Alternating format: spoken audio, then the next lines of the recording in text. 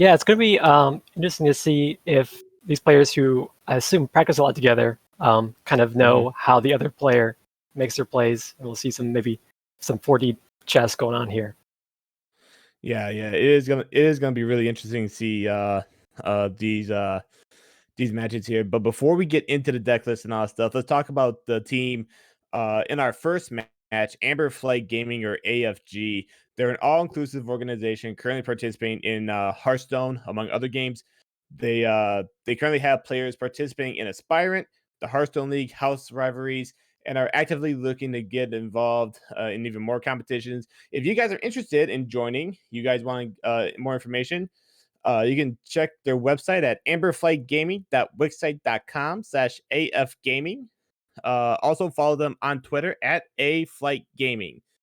They love the community, and their players. They're always helping them soar to new heights. So our first match is again AFG Kristine versus AFG Itachi here, and a really interesting matchup to say the least, because Kristine's mage, kind of going through the deck list and all that stuff.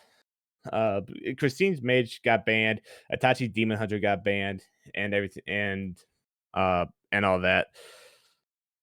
You really, you would think that with the way that demon hunter has been going in this in Hearthstone in general, you would think that we could have seen a mere demon hunter ban, but instead Itachi decided to go with the mage. Right. Well, I do see Itachi brought both Galakron Priest and looks like Control Warrior. So it seems like he was prepared for Demon Hunter. So we'll see if that plays out well for him tonight. Because it looks like his Galakron Priest has both Reliquary Souls, Morg Artificer, and Dark Prophecy, which I haven't seen in any priest list for a while. And the Control Warrior is definitely an interesting bring. I haven't seen it too much in at least my matches. Yeah, meanwhile, Kristine coming in here with two Highlander decks. You got Highlander Rogue and Highlander Hunter. The Rogue is actually a Highlander Galakron Rogue. Excuse me. And then you got looks like a Tempo Demon Hunter uh going into this matchup. So anything when it comes to Kristine's decks that kind of stands out to you, like any cards, anything along those lines? I do see Waste Warden in the Highlander Rogue, which is interesting because it seems like it'd be a tech for Demon Hunter, which she banned. So I'm not sure what other matchup you're bringing Waste Warden for. Maybe Hunter targets some beasts, but oftentimes you're not getting a whole lot of those with one minion. So that is an interesting tech there. I do like the history buff in the Highlander Rogue. I think it's a really good card. But otherwise, other than that, the lists look pretty much the norm for Kristine. Yeah. Yeah, and going over now to Itachi. Again, Itachi's Demon Hunter getting banned. Really the only bringing one Highlander. It was the Highlander Hunter. And then you got, like you said, Galakron Rogue, or Galakron Priest, and looks like Dragon Warrior or Bomb Warrior, looks like. It seems like a mix of like Control / Dragon Warrior. It is an interesting list. It's playing both Deathwing and Dragon Queen Alexstrasza. So he's looking to go for long games with that deck. Also keep in mind, you also got Kargath Blade Fest in that deck, as well as the Ankar weapon, which kind of tells me that, I mean, you guys are risky skipper as well. So like you said, it's a healthy mix between temp, control, dragon. We got a little bit of pirate in there as well. So anything else coming out of Itachi's decks here before we get ready to go into the game? Anything else that's standing out to you at all? I do see in Itachi's Highlander Hunter list, he is running Swarm of Locusts, which I don't think I've seen before. It does seem like a nice tech for some aggro matchups, so that might help maybe against Demon Hunter to clean up some minions. But that is a card I have not seen in these kind of decks before. Yeah, no, not I mean, if you had the quest for Hunter, you would see Swarm of Locusts a lot, especially like in the OTK decks and everything. But another one also is the Frozen Shadow Weaver. That I Yeah. mean that could be definitely useful, especially against Demon Hunter. Just kind of slow down either the hero who obviously has got the one cost hero power, can attack immediately, or a big minion, so to say, that Demon Hunter has been known to use in the past. Yeah, Shadow Weaver has kind of become um the new Seagull. The the 3-mana 4/3. I forget the name of that card. Um, that the Bad Luck Albatross. Yeah. It's just a really good tech card against a lot of decks, since a lot of decks now are running weapons, and a 3-mana 4/3 is decent stats. So it's been a nice utility in a lot of decks nowadays. Yeah, and obviously, if Itachi was going with if Itachi's Demon Hunter wasn't banned, you would have seen the Priestess of Fury. I mean, that's my favorite card when it comes to Demon Hunter. Yeah, That card is just amazing, but it, unfortunately, we won't see Itachi Demon Hunter.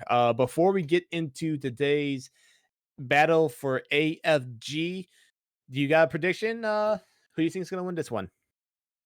this could be close. But I think it might be slightly favored for Kristine, mainly because of the Galakrond Priest. It's going to have a rough matchup against the Hunter and the Demon Hunter both. I know Itachi kind of seemed to have teched for the aggro matchups, but it's still a rough matchup if you don't draw those early game board clears. So if Kristine can get some good deck cues in, I think she's slightly favored in this matchup. Yeah, I can see that as well. I think it depends on what who starts out with what. I think that if Itachi can get ahead, get a good start with either the warrior or the priest, then I think we could see a close game either way. But it looks like we're getting going here.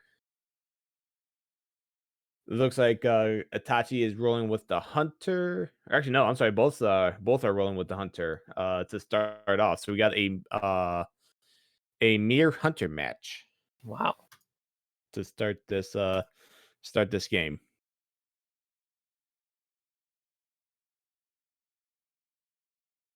Christine has a Christine actually had a pretty good mulligan there. Yeah. So Uh you got your ooze, which is nice for the weapons, and like 3/3 drops.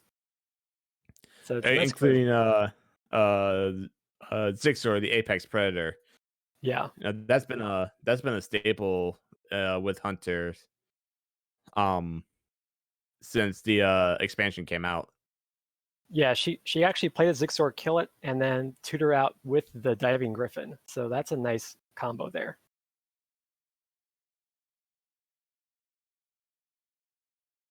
An interesting turn here for Kristine. She do the Battle Mage, or she can choose to just Hero Power. I was thinking to start off, you would want to go with hero power because Or you could, there's no reason to use a coin for any reason. You don't have the enemy doesn't Itachi doesn't have a weapon, so you can't play acidic swamp monster. You don't have another minion on the field of play, so playing the rush cards doesn't make sense. So I think the hero power makes sense, but I oh, looks guess like we I'm wrong here. Goes see with that the coin weapon. That's going to go right into Scavenge News, or Acidic Swamp Ooze.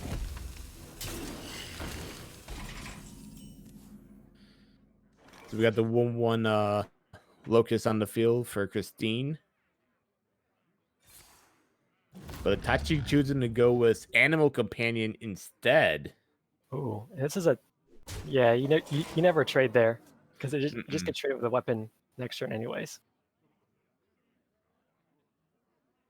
Now Kristine could just play this Zixor and get a nice trade in. Yeah, I mean that would be the. I think that would be the play to go with, because it. Or what you could do, I mean, if you really want to, you could use Desert Spear again, and then just have the two locusts go after Huffer over here. But Yeah, when the Zixor Prime is a possibility, I mean, I would have gone with that. It's a safer play in my opinion. yeah. It is a nice trade, but looks like he's gonna take the trade. And we see the Blazing Battle Mage come into play, as well as the hero power. Now Itachi brings out the Face Stalker, uses the hero power, and brings out a secret.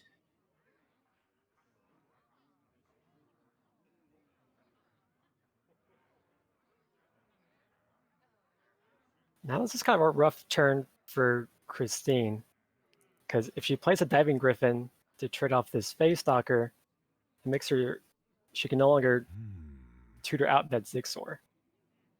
She could just play Zephyrs and go for death.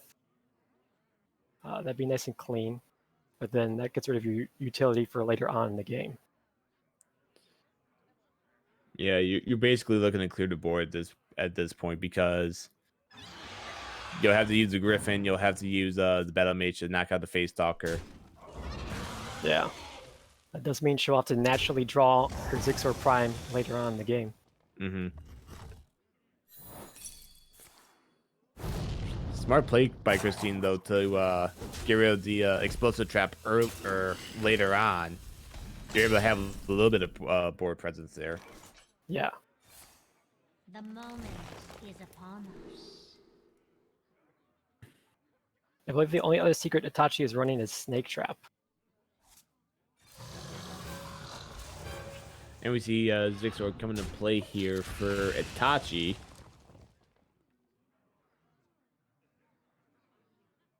We're seeing these hand of 3 mana cards are causing Kristine to have some awkward turns here. Can't quite play 2 things at once.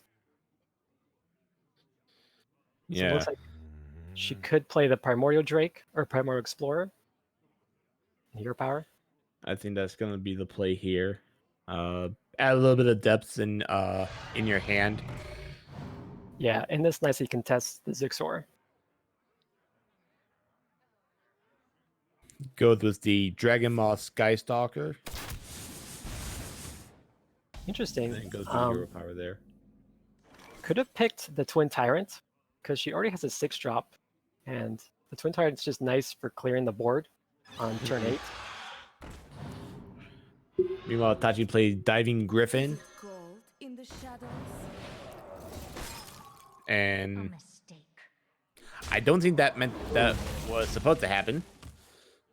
Do you think maybe Itachi meant to go face with that? I think Itachi meant to go face with that, because the Diving Griffin went for the Explorer regardless. But I don't believe Kristine's playing any other weapons, so that seems like maybe he got confused on what plays he wanted. I guess she is running Stormhammer, so I don't know. Just a slip of the mind there. Mm-hmm. We see Evasive Feywing going to play for Itachi, as well as Stormhammer. And he'll attack the Evasive Feywing. I'm sorry, the Evasive Worm. Does 5 damage to Itachi, but we're still at an even game health-wise, at least. But so far, Yeah. the tempo has all been for Itachi, where Kristine, drawing those 3 costs early on really didn't kind of stalled her a little bit. She has to regroup and figure out what to do next. Yeah, it's really hurt her turns here, and now she doesn't have an easy way to clear this board. Could go for a Zephyr's play. That's really about it. Unless she happens to roll a Huffer off of this Animal Companion. But even with that, there's no. I mean, obviously, you know this with Animal Companion. There's no. Yeah. Usually, when you play Animal Companion, the card you're looking for is not the card you get. Exactly. So, Acidic Swamp Ooze comes into play, knocks out the Storm Hammer there. And we see, looks like Zixor is going to be coming out. No. Nope, goes for Animal Companion here. And goes for with Huffer. There it is. Knocks out a big threat there. Goes for Hero Power. I still clear up most of the board. So, not too bad there for Kristine.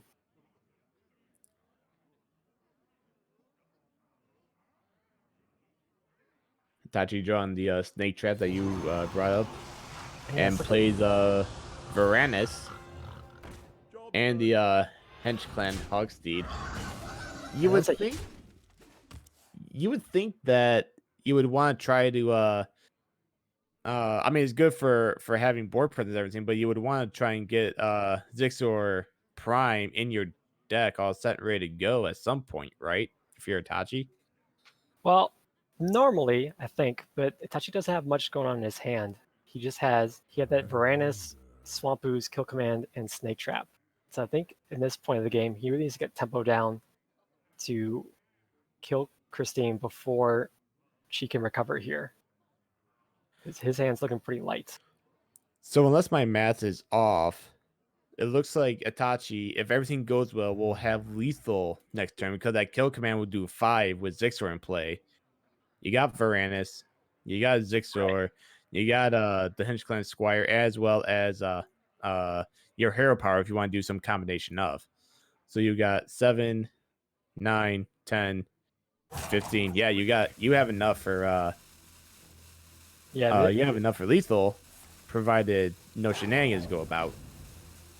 Which shenanigans went about.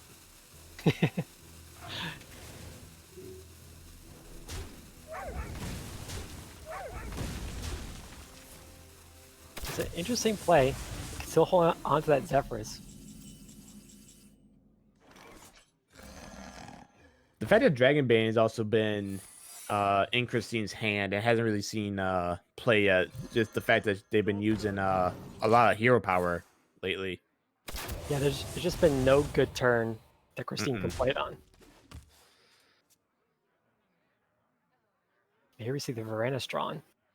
So we could see... Yeah, we could do Varanus Zephyrus Whirlwind. That does clear the board.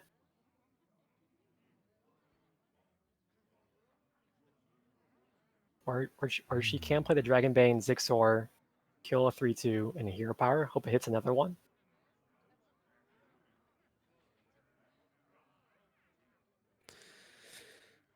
There again, that Dragon Maul, if that had been a Twin Tyrant, it might have cleaned up this board a little bit easier.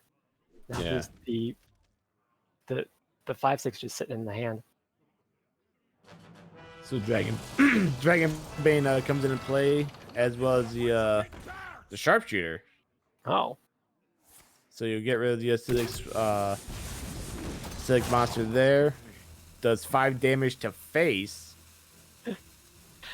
Dragonbane always goes face. That is the golden rule.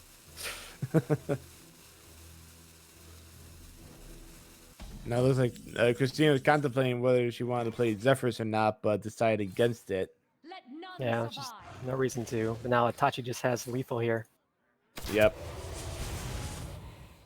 Yeah, not a good though, like we said earlier on in the game, those 3-cost draws were just not helping Kristine at all.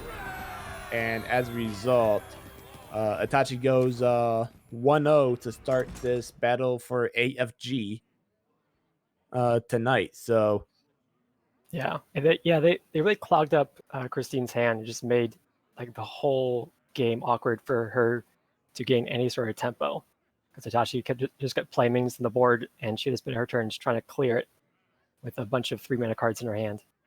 Well, not only that, but also I felt that there were a bunch of misplays with Kristine because you had Zixor Prime in your hand to start the game. You had you drew Dragonbane. You know, that's always an option as well. And the fact that you didn't really play him till later on in the game when it was kind of, you know, too little too late, you're already bogged down with the 3 costs and everything. really didn't help much for Kristine. So whether we see Kristine go with the Hunter again, because it did work for her with getting Itachi's health down and everything, but again, those draws just really didn't help her. It bogged her down. It just it swung the tempo in Itachi's favor, and Itachi just never looked back.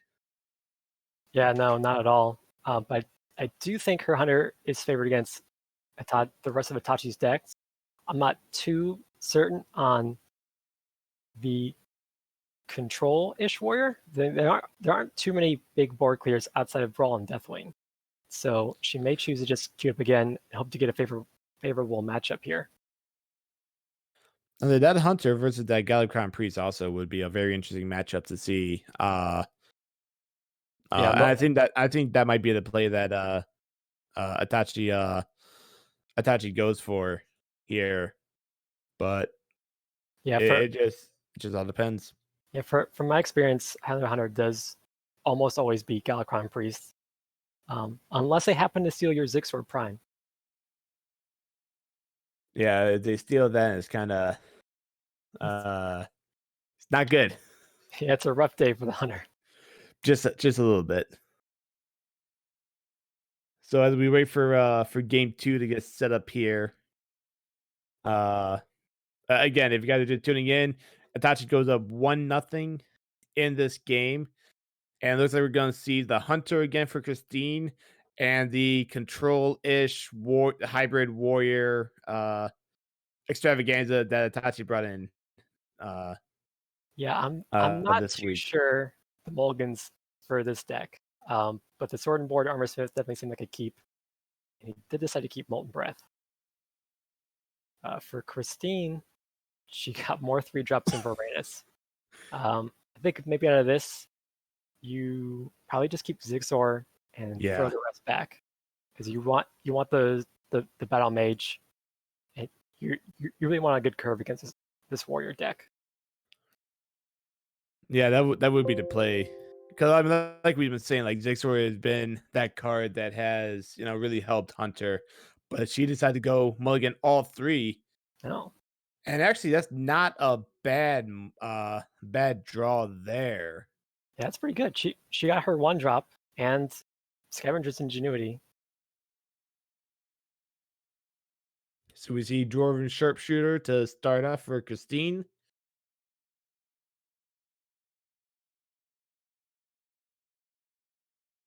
And no move for Itachi this round. Scavenger's Ingenuity comes in, and Zixor. Oof, that's going to be a big minion to have next turn. Yeah.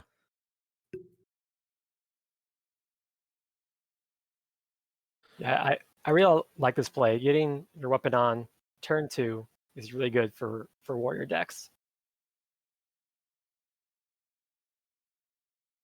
And if he happens to kill a sharpshooter, that means if Kristine drops the Zixor Prime, this Blightstorm will just clean that right up.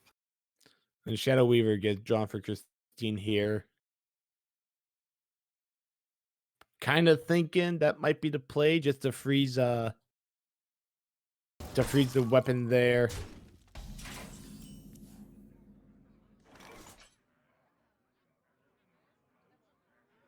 Boom Squad comes in the hand for Itachi, and we see Shield Block come into play. Add a little bit of help for Itachi here. Yeah, he kind of got incapacitated with his weapon, so not much to do for that turn.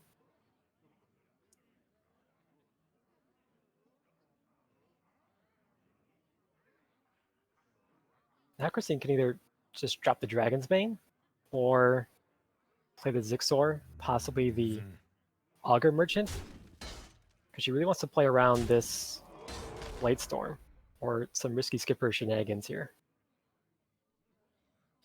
I think Zixor is going to be the play here for Kristine. And indeed, it is. Yeah, having a 5/7 is never bad on turn 4. No, especially on turn 4. So Evil Quartermaster gets drawn for Itachi, and Itachi has, you got Risky Skipper, you got Shield Block, you got Molten Breath. Unfortunately, I don't see a dragon, so Molten Breath doesn't look like it's the card to go in, because obviously it says if you're holding the dragon, yeah, again, 5 armor as well as doing the damage to a minion. Yeah, he's not drawing any of his dragons or his shield slams, so his armor's not doing a lot for him other than just delaying the game. And he doesn't have a good way to clear up this board this turn. If anything, Itachi may want to just attack face with Ankar, see what he gets with the pull, and then maybe make a play. If anything, go with the shield block, just get some more health in that regard. But instead, Yeah, go with the Molten Breaths. it looks like he's trying to set up a Blade Storm or something to clear up his 5/7, because that can easily just run away with the game at this point.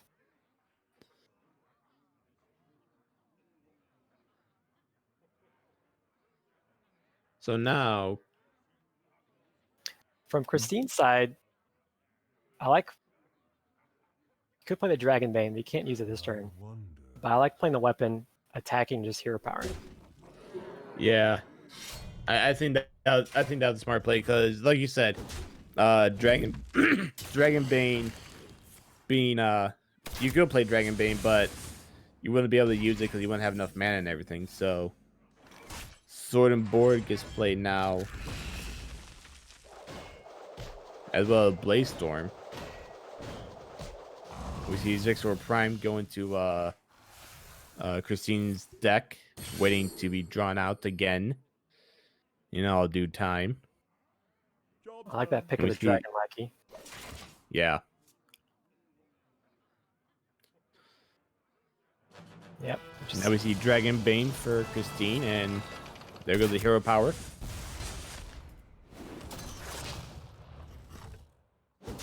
And then attack face, and there is a Locust.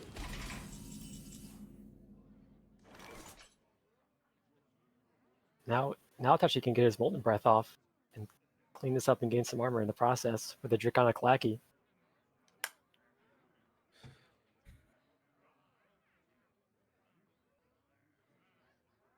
I'll show you who's boss. Risky Skipper comes into play, as well as the Draconic Lackey. Again, I think I like that Twin Tyrant, but it looks like he's just probably getting smaller minions for another Skipper turn in the future.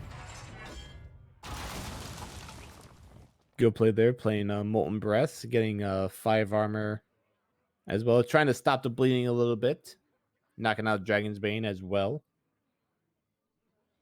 Yeah, unfortunately, Kristine's is drawing cheap cards following his big turns and can't quite keep the pressure going that much.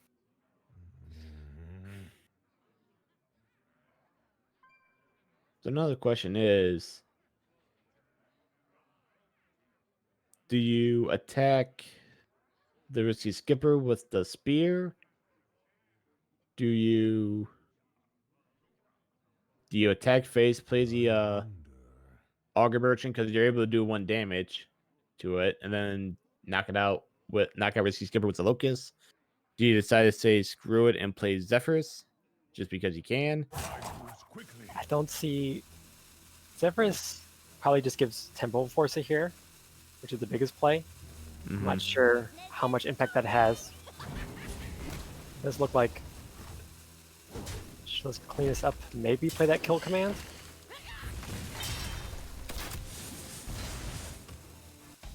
Do nothing. Oof. That's a turn Itachi loves to see going to this turn here.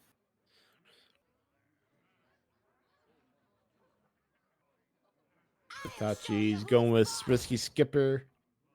And then the Armor Smith, which... And then Fairy Dragon. Yeah, Fairy Dragon ended up being a good pick with that battle range Yeah. here. Keep an eye on Itachi's hand with the Kargas, as well as the Livewire Lance. Meanwhile, for Kristine, Evasive Feywing comes into play, or gets drawn. You don't really have anything. You can't do anything with kill command right now. But what you could do is unleash the hounds. You could do unleash the hounds, kill command, and then or corrosive breath in some order. I'm not sure if you play Looks the like Corrosive Breath first, if she's planning on playing Unleash the Hounds.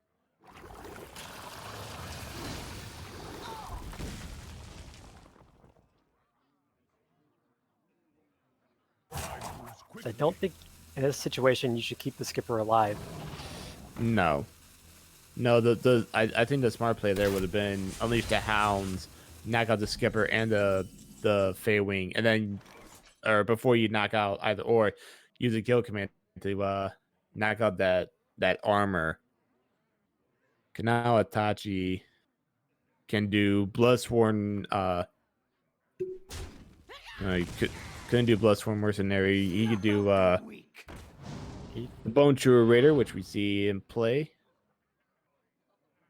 as well as looks like Livewire They're just Lancer, Shield Black, or something. too many options here for the warrior. Yeah, and we see the Lance come into play here, attacking face. And he decides just to bulk up. We see the evasive Feywing go down. Siamat gets drawn for Kristine here, and that's a viable option, but I'm not sure if that's the one you necessarily want to play. It's a little too late here. It maybe been on turn 7. This might have been a different game. Some unfortunate draws here for Kristine.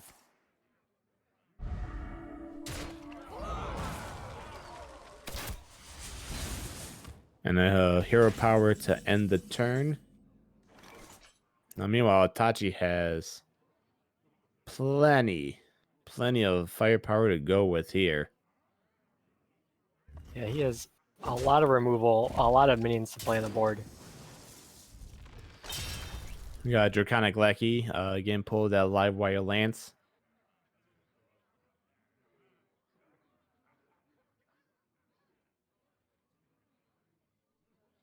Kargas might be an option here just to do some damage on Siamat. Yeah, just a bit awkward because Itachi can't quite clear the Siamat unless he wants to use his last Blade Storm. But that Goblin Lackey is a nice pickup here. I think we've seen Goblin Lackey come into play here, as well as the Draconic Lackey. And now we see Twin Tyrant get picked.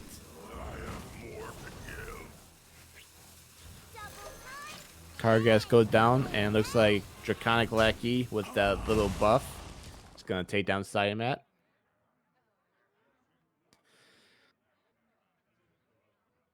And Kristine is in a awkward position here.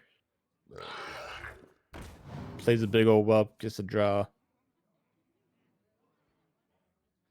Yeah, these top decks aren't doing her any favors this game. I think I would like to see maybe Zephyrus and Tyrion here. Yeah, I think that would be the play, because you can't do the Unleash the Hounds kill command combo. Maybe add, if they want to add Fairy Dragon, which they're going to just for some board presence. We don't see Zephyrus in play here.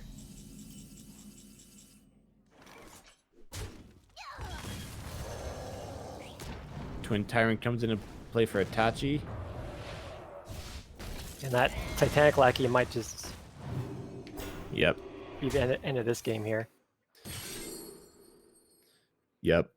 Really a great start for Kristine, but Itachi was able to take advantage of her just not getting the card she needed and being able to oh, wait a minute here. May have spoken a little too soon here. You got Zephyrus. Your wish is my suggestion. Oh,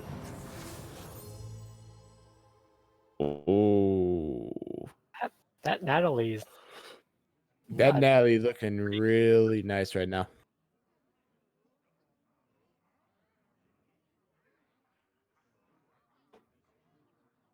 I wonder. Does that mean Itachi's only way of clearing that next turn will have to be playing Bladestorm? The void is filled with minions. And Natalie comes into play, knocks out the buffed Twin Tyrant.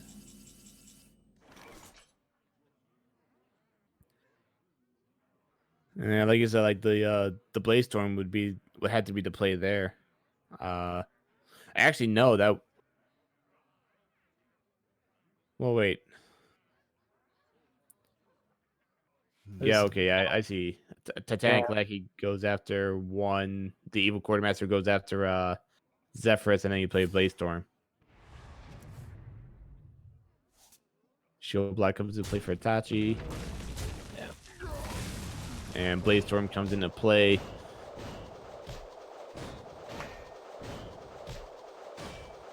Draconic Lackey gets played now, and we see Dragon Queen Alexstrasza It's get instantly pulled this picked. round.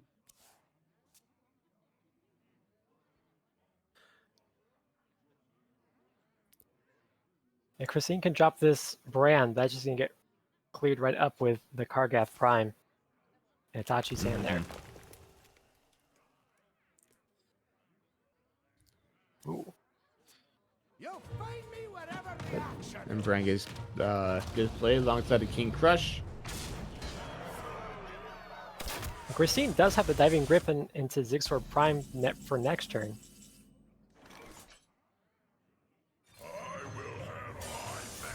Kargath Prime makes his grand return. I'm not always perfect, but often. And also has 10 armor for Itachi. Yeah, kind of a misplay there. Itachi could have attacked Bran and shield slammed the King Crush. Which I think he saw a little too late.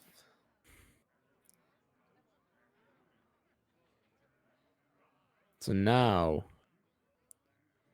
You do have a Varanus into Unleash to clean up the rest of this board. But I don't think that would necessarily be. I don't think that'd be necessary because you could play, like you said, Diving Griffin into Zixor Prime, Diving Griffin knock out Kargath, and then you still have Bran in play. Yeah, but you're also not developing too much to the board at that point if you just hold on to this Varanus. But The Evasive Worm. cool. Not really the card we were looking for, Yeah. but Not quite what I want to see, but it's also not terrible here.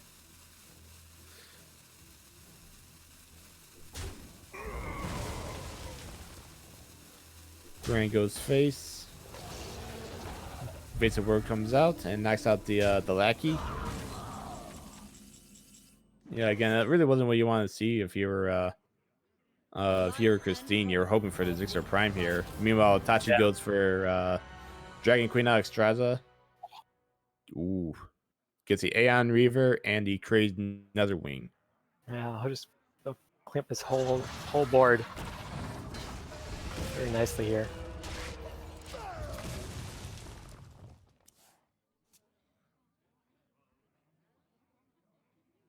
And Kristine's struggling to stay in this game, but I don't see how she's doing the 23 damage she still has left for Itachi. And she can keep cleaning up boards, but That's only going to take it so far. yeah. Especially when Itachi's able to keep boosting up the armor and everything. We'll see Unleash here.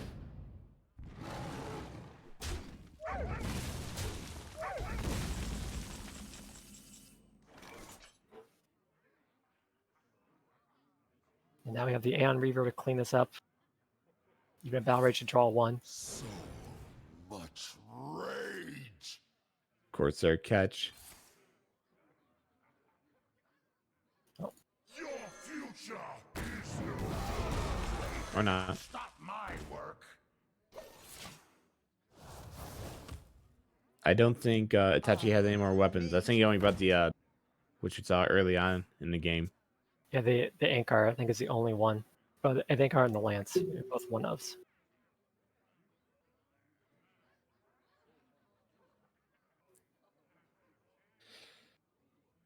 Nothing, Ratnus Drake. nothing to do here for Kristine. Mm-mm.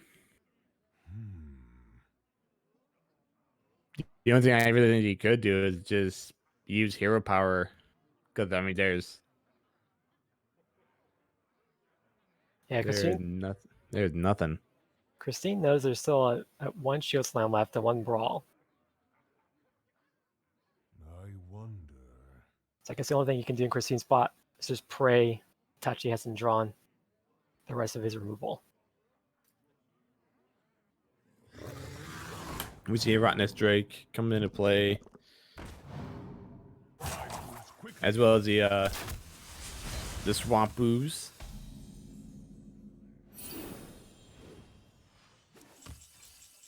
This will break your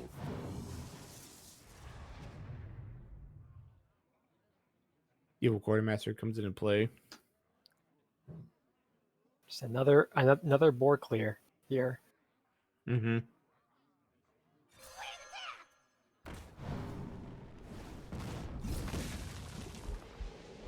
Shield Slam finally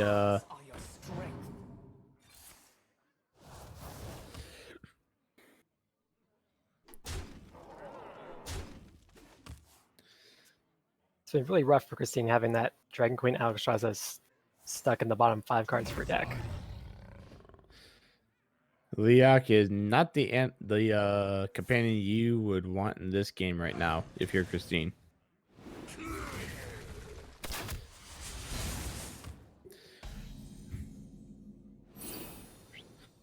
The Moag, or I'm sorry, the imprisoned Ganarg wakes up, gets the axe,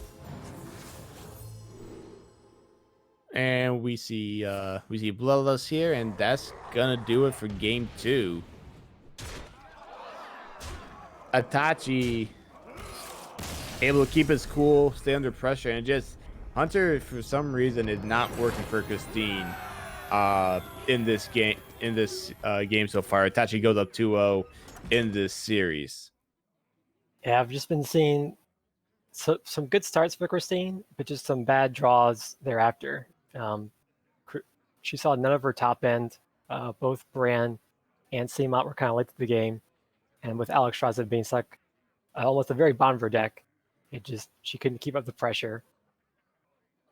It also didn't help that the Diving Griffin didn't bring in Zixor Prime. I think that could have been really the game changer for Kristine.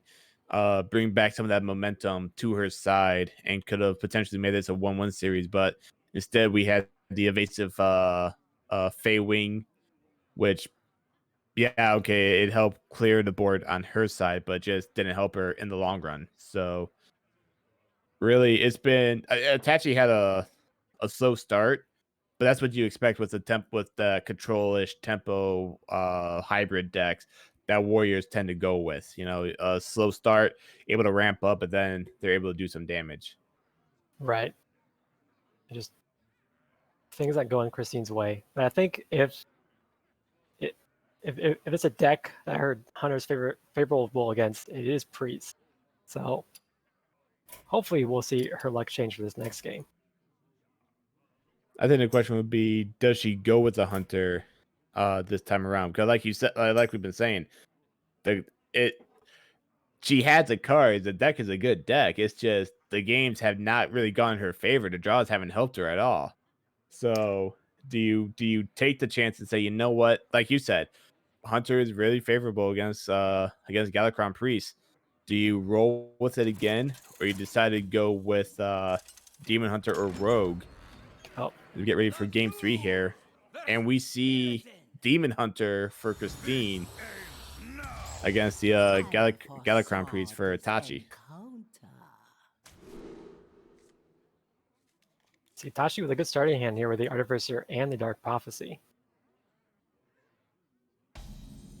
Kristine, really good mulligan with the Battle Mage. You got the Umber Wing, as well as well, I-Beam really can't do anything because they're in the middle of the hand there. Yeah, it's going to be kind of stuck there for at least a little bit.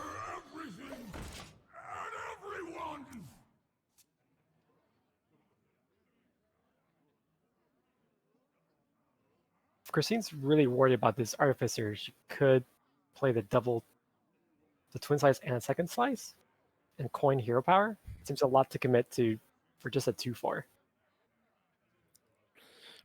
I don't think Grow impatient.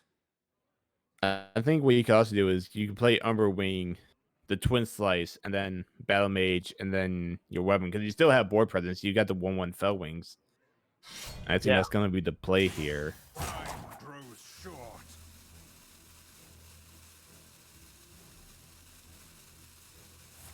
And we see Twin Slice come into play.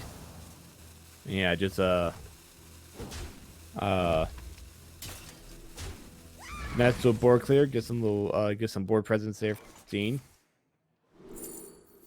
Disciple of Galakron gets played here for or gets drawn for Itachi.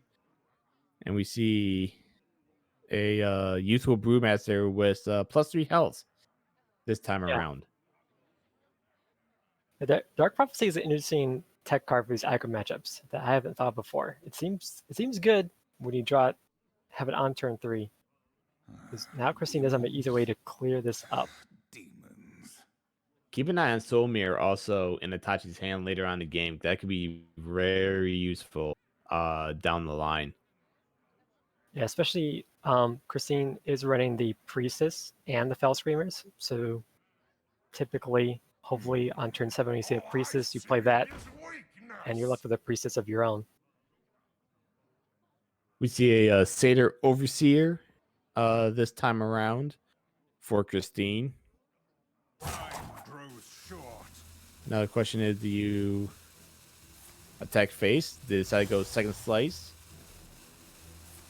Coin and then boost up? No, they're actually going for the Youthful Brewmaster to clear that.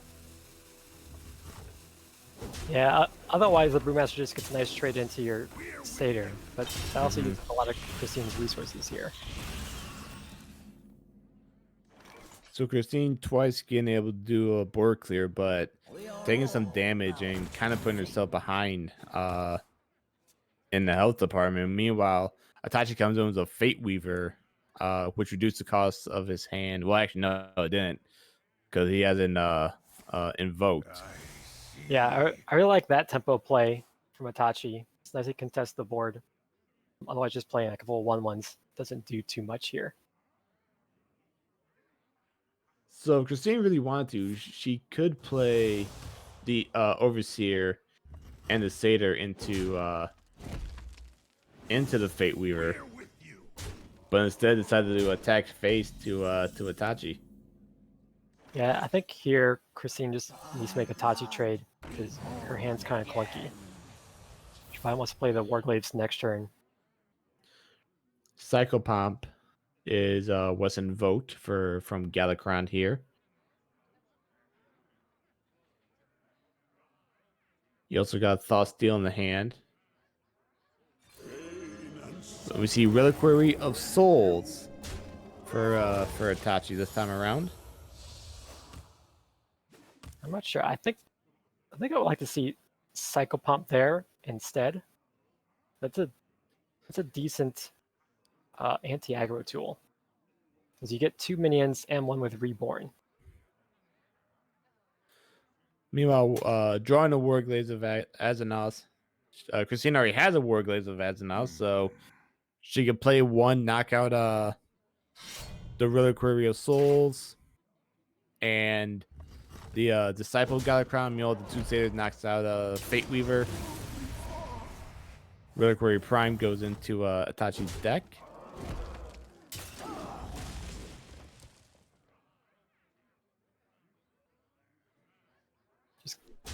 Instead, Kristine decides to attack face. Yeah, I think she was considering it there, but I think right now she's not winning this game if she continues to keep trading. Keep an eye on King Sun Fury. That could be that could come into play. Yeah, it's gonna be really nice if Itachi happens to pick up a taunt from somewhere. You also got I Beam at the end of Kristine's hand, so that outcast effect comes into play here. I think that might be something that she may want to save later on.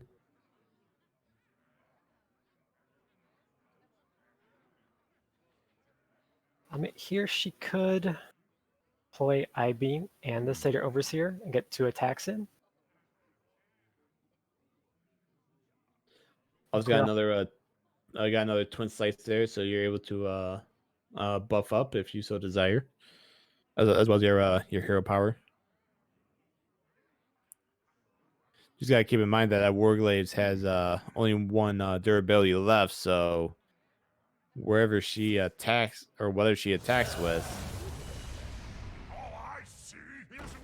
Yeah, she could clean up 2 of these minions, but just decided to go face. Yeah.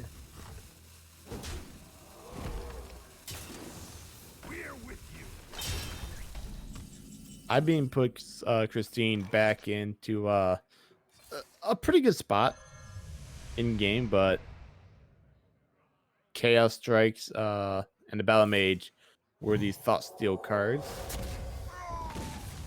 And we see Penance coming into play for Itachi.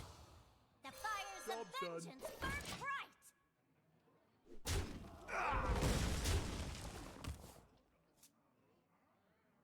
bright. It's our favorite card, Priestess of Fury. It does look pretty nice on this board, especially with the Twin Slice still in hand. You also got Warglaives of Azeroth as well as Metamorphosis. I wouldn't necessarily put that card into play right now. I think that's more of like an end game move that Kristine could use to get that first victory in this series. But Well, if she does play the Twin Slice and Second Slice, clean up the 2/2, Demons. could look at a possible 4 going face if she decides to play the Priestess. I think that might be I think that's a play there. Gets rid of the Battle Mage.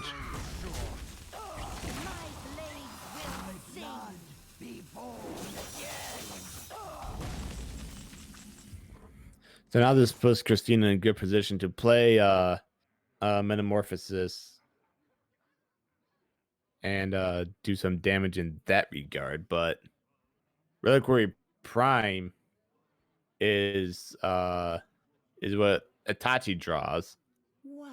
And you would think right now, oh no, Time Rip comes into play, knocks out the Priestess. Interesting.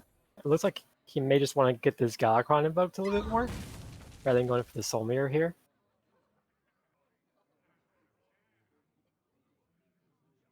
It was actually a smart play using a Time Rip to knock out a really big threat in that Priestess of Fury. Yeah. He's looking at only 11 health left. But hey, guess what? Another Priestess of Fury gets drawn for Kristine here. My blades will sing. And Kristine's gonna hero power and attack face. Knocking Itachi down to 4 health. And I know that you would want... Okay, so you could do... Yeah, I think you need to play Galakrond here. Yeah.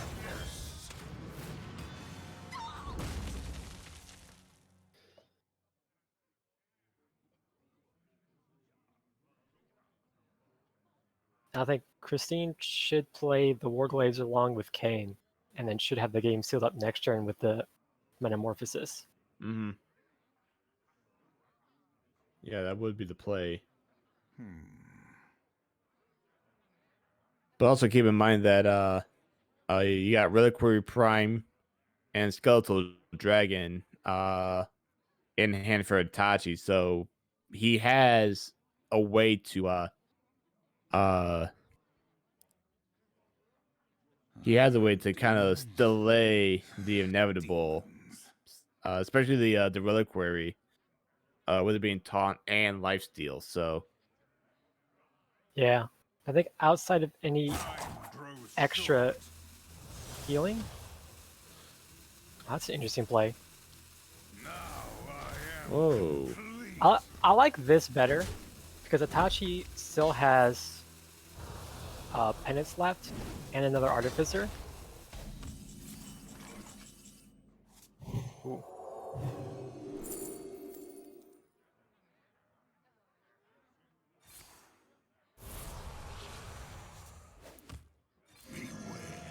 reliquary prime comes into play now. So Itachi's able to stay alive. Well, yeah, we just see the king. Yep. Yep. So Kristine decides to switch it up a little bit, go to the Demon Hunter, and gets her first win of the series. Making it 2-1 in favor of Itachi right now. Itachi's still going to be going with the Galakrond Priest, but that's one thing about Demon Hunter that I think a lot of Hearthstone players are finding that they're enjoying about the deck is that you're able to strike fast, strike quick, and able to do some damage and put your opponent in a hole early on in the game.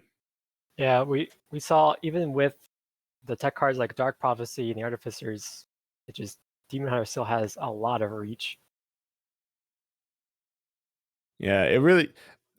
We were kind of talking about metamorphosis and everything like that. We saw a different play where you saw Kane and then Warglaives of Azeroth, but later on the line we realized, or at least I realized, that the metamorphosis was the better play because you're able to keep Kane in there. Because I think Kristine realized that Itachi had the soul mirror, was able to play it and do some damage in that regard. Because you weren't you if she played Kane, and then Itachi played soul mirror, what would have happened is you would have had both Kanes in play for that game. Yeah, and I think it also plays around just some healing spells like Penance. You're just trying to play around that too. Foresaw this encounter. All right, so game 4 now. Kristine looking to tie this series in the battle for AFG supremacy. Kristine going back to her favorite hunter deck, while Itachi goes with the Galakrond Rogue. Not the best mulligan for Kristine. Really not the best. No, but at least she picked up that animal companion to kind of get some sort of a curve going here. I think the only penance you can take is you got 3 dragons in hand, so if things do get a little hairy, you got Rottnest Dragon, you got Varanus, and the evasive Feywing as well. So Rottnest Dragon would definitely benefit down the line. But The end is near. Yeah. Interesting enough, Kristine's large hand counters Itachi's small Small minion. hand.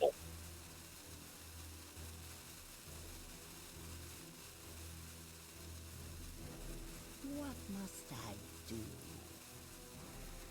Yeah, not really. I think Itachi realized he really couldn't do anything, so he decided to just let the timer run out. Meanwhile, Kristine just goes hero power to face and Near. rope burning, and we see Thought Steal. Ooh. And we see Dwarven Sharpshooter and Frenzy Fellwing for Kristine, or for Itachi, excuse me. Animal Companion brings out Misha, adding a little bit of help for Kristine early on in this game. Also keep an eye, you also got Dragonbane in hand for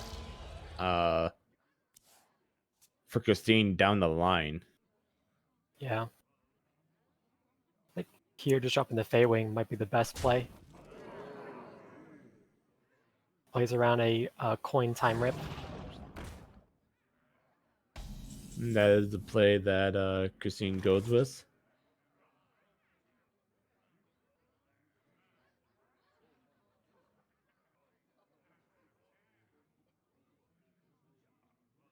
Now Itachi's just kind of stuck with an awkward hand here. Holding over doesn't clear. Could also play Fate Weaver to get at least a minion on the board. Holy Nova knocks out Misha, but like you said, doesn't board clear or anything. And not doing much else. You know, Stormhammer comes into play. And that's really gonna help Kristine because the durability doesn't go down as long as the Fey Wing stays up. Yeah. We see Renew coming for Itachi, give him a little bit of health. Shadow Word Death's Mind Games and Power Word Shield are the options for Itachi here. Not really. Shadow Word Death could come in handy later on, but if you're Itachi, you would think you would want to try and boost up your health, kind of get back into the thing a little bit. Yeah. And they play the Fate Weaver and Power Word Shield to boost up on the health of Fate Weaver. It's like he's just trying to stick something on his board and hope it lasts. Meanwhile, Brightness Dragon would be the play there. Nice out the Fate Weaver. And just attack face.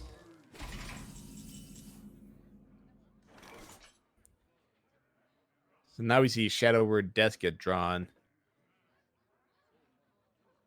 Yeah, I think Itachi needs to play the Death and the Fate Weaver and hope that Felmon does not hit his face.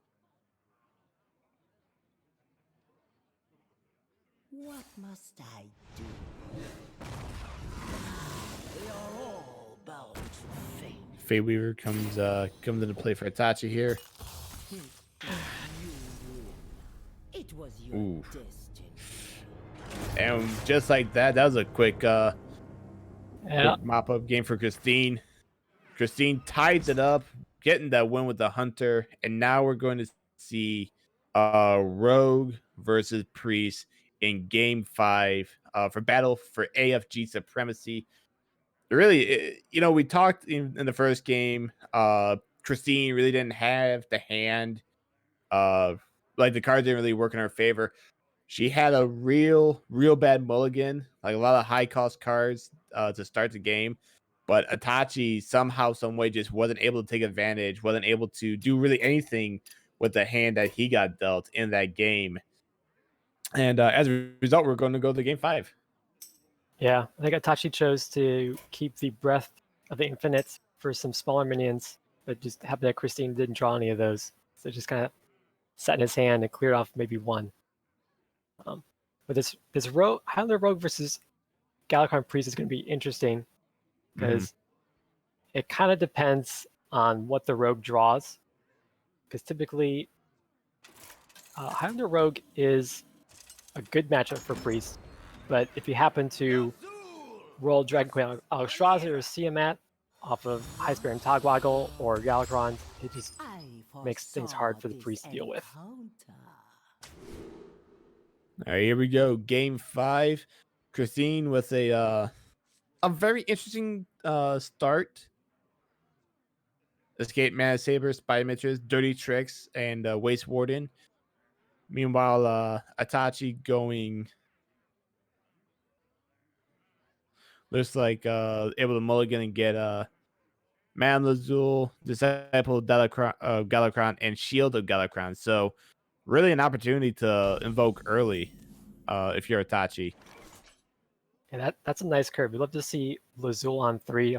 Hopefully snipe something good from the Rogue's hand.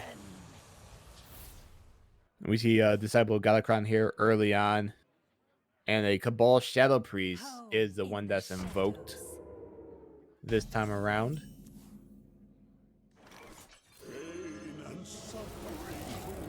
Reliquary of Soul comes into play. Start the game now. I'm guessing we'll see Hanar with a trade into the Reliquary here. Or it could even coin Miscreant. But I like getting the Hanar down early against Priest.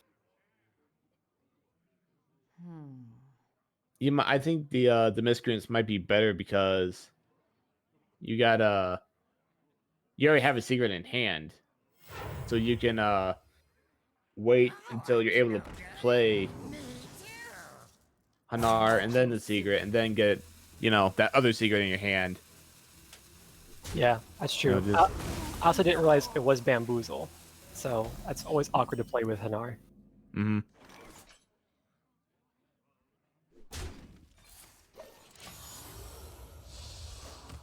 Meanwhile, Itachi just goes Zabud of Galakran to Evil Miscreant and heals them up. That's an interesting play. It looks like he's trying to set for maybe a Breath of the Infinite on this Miscreant, rather than choosing to play the Madame Lazul.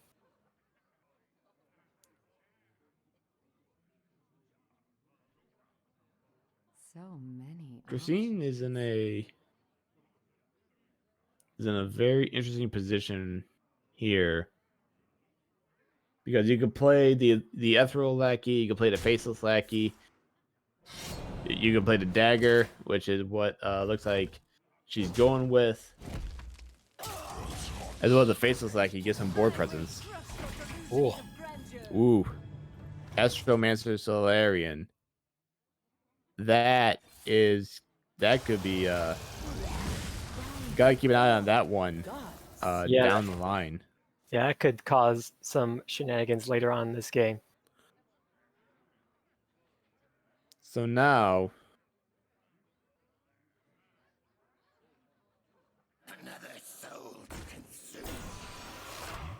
Kristine decided to go with the Bone Race, save Hanar and Bamboozle.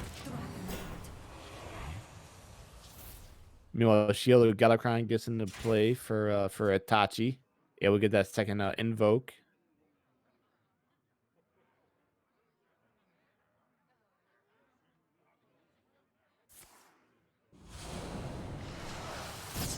Just some. You see a Seal Fate.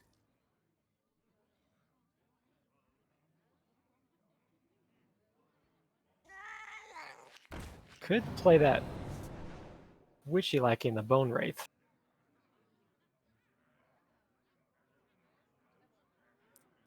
I wouldn't necessarily play it right now, just because you're still in Reborn and everything. It does play around Shadow Menace, which Tachi is running one of.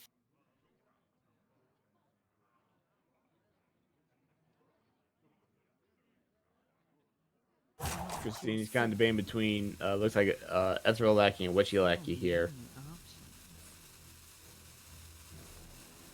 And looks like we're gonna see Witchy Lackey go into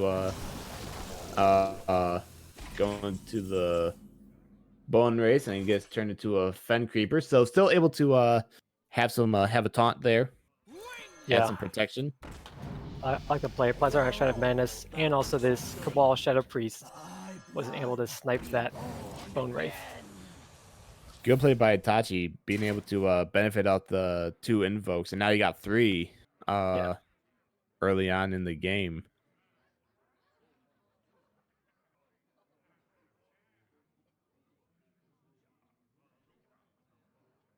So Kristine's in a position here.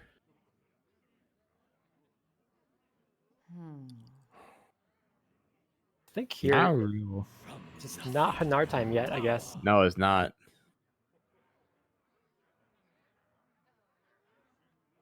Unidentified contract. Yeah, there's a nice one going against Priest, especially since they have a lot of bigger minions that get hard to remove.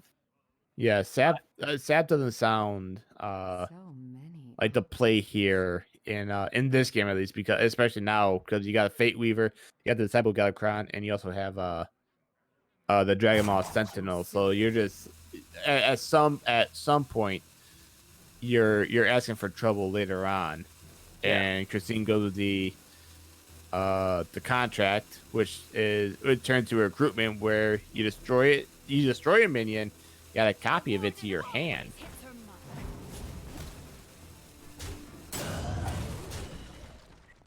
Fate Weaver goes down.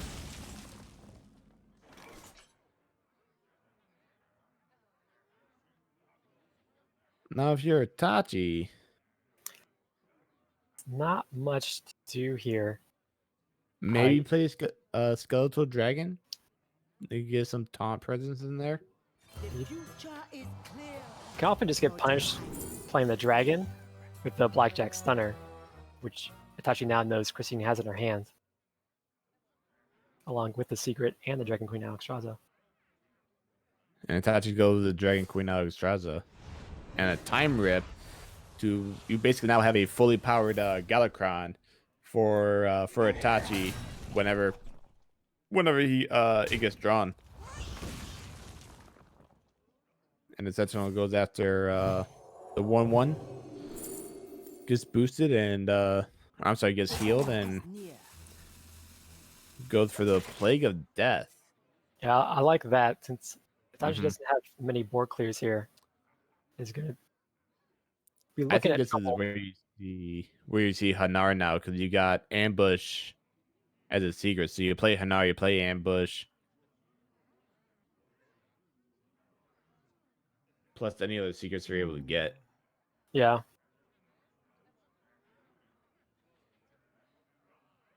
And maybe even return this 2/4 to hand. Or just...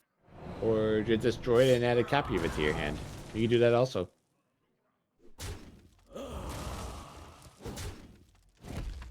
Yeah, I'm not sure about that play. I don't think that was the play necessarily to go with. Yeah, I think Kristine kind of messed up with this one because you could have played Hanar, you could have played, and then that could have done something with this Skeletal Dragon. So now Yeah. you got your Sarah in hand for Itachi, which could do some damage.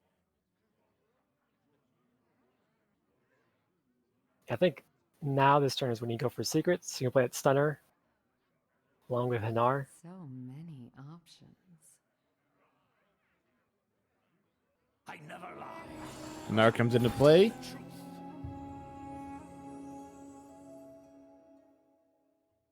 As well as Ambush. Pressure Plate, Eye for an Eye, and Flame Ward. I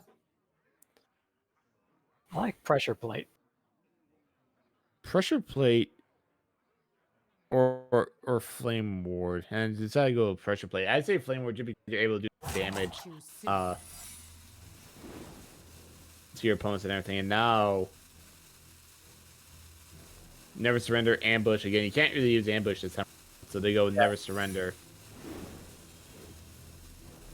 Yeah, and picking the Paladin Secret allows you to play that and the Stunner at the same time.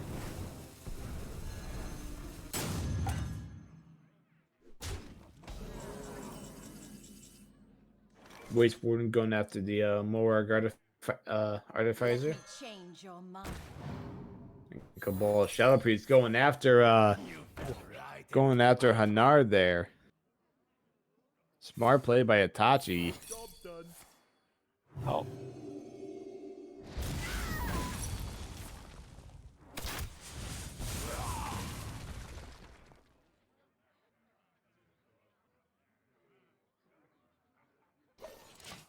Wow, that was Yeah. That's a pretty good turn. so now if you're Kristine, I think you just have to play Alex here. I think so. Because Priest, there's no secrets in play for Itachi here, so Hanar is basically just golden. The Cabal Shadow Priest can be taken out with the Broken Ambusher, which I think play here. Yeah. And then yeah, you see Love the feel of wind in me sails. okay, so you had the Blood Self. Oh, Okay. that was a good one. Get some board presence on there for Kristine. Able to trade back and forth. It's like maybe she's trying to bait out a board clear here. We see Skeletal Drake come in play, or Skeletal Dragon come in play again for Itachi.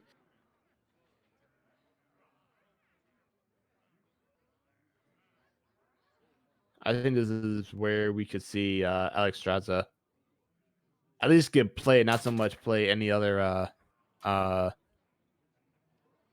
minions, because you got Plague of Sands in hand for a top, or Plague of Death, excuse me. You got Plague of Death in hand for Itachi.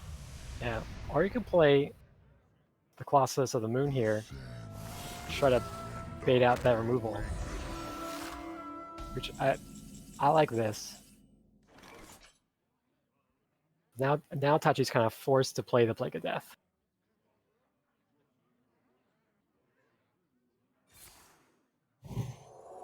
Does that go with?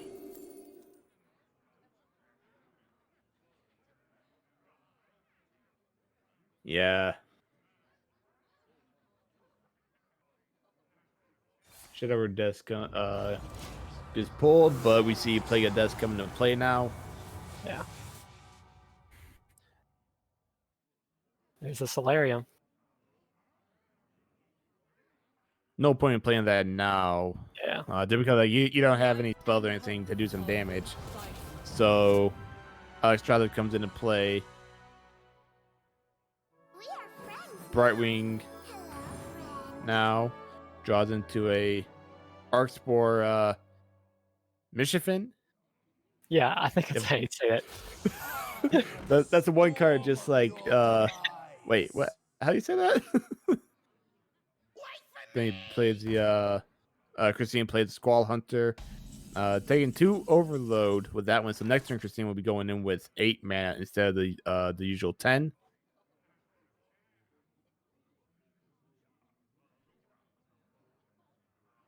Now if you're Itachi, you have 2 Shadow Word Deaths available. So you'd be able to do damage to the Squall Hunter and the Alex Straza to knock out most of the damage possible. Yeah, you could do that along with the Psychopomp.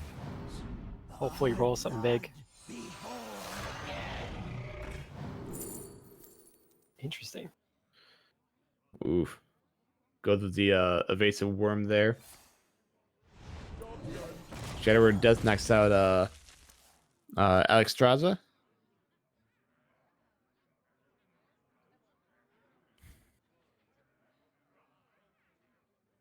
This could be the turn we play the Solarium Prime and hope you high roll. Or you could play History Buff plus the Michifin.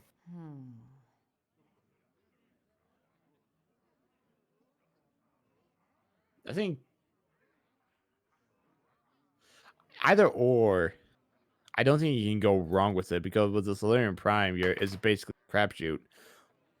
History Buff and the Michifin are a safer play, but we see Solarium Prime here. We see Dirty Tricks get going. Wow. A little unfortunate on those secrets, though.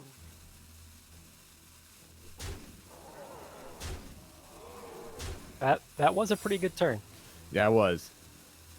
Well done by Kristine. Meanwhile, Itachi plays the Reliquary Prime and Shadow Word Death to knock out the Solarium Prime.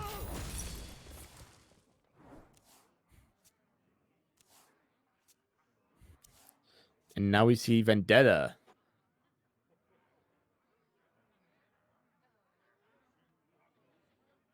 You could eat Well, you can't, unfortunately, use the Vendetta on the Reliquary Prime. no, you cannot.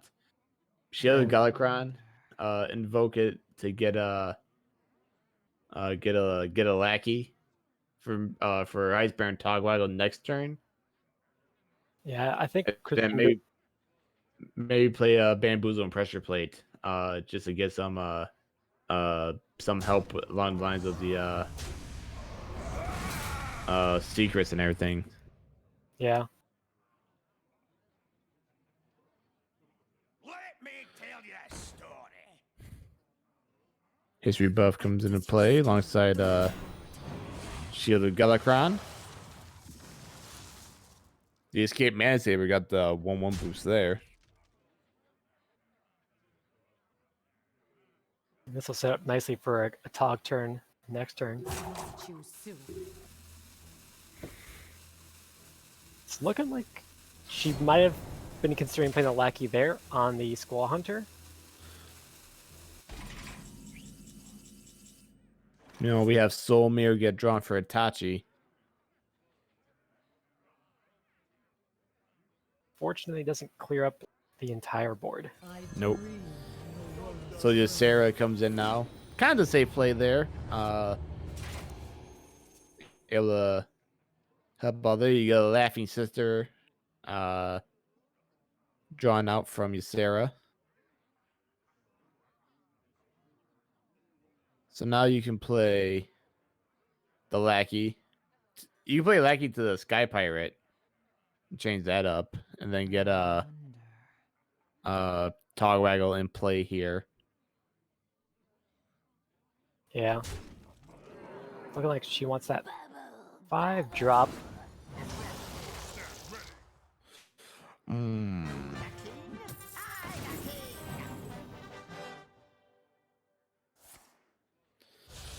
We see Wondrous Wine come into play.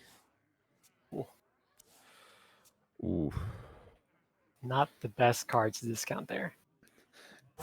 I think if the Lackey went after the Sky Pirate, keep that that spell damage in play, you could have had something. Yeah, I think that might have been better because it would have been easier to clean up this Ysera. Plus, you get the Shadow Step just in case the pirate evolved into Doomsayer. Yep.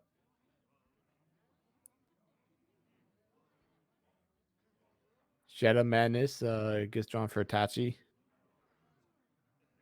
Really? Itachi could use Shadow Madness on the history buff and then play either the Shield of Galakrond or the Evasive Worm to power up. Oh, I don't think that was supposed to happen. I missed it. What happened there? So it goes with the history buff, attacks, and then summons a minion. Oh, yeah. I kind of missed that. What Tachi should have done was get the history buff, summon a minion, get the boost, and then attack. Yeah. Just those little interactions you never really think of.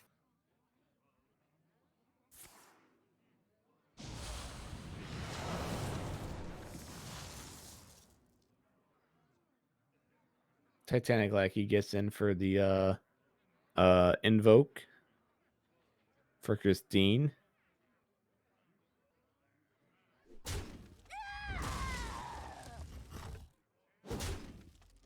Kristine decides to knock out the Fey Wing with her dagger. And also decide looks like she's gonna play Archspore Mishafin. Maybe. I like Kinda thinking that. Mishafin, Mana Saber, and the Pressure Plate here.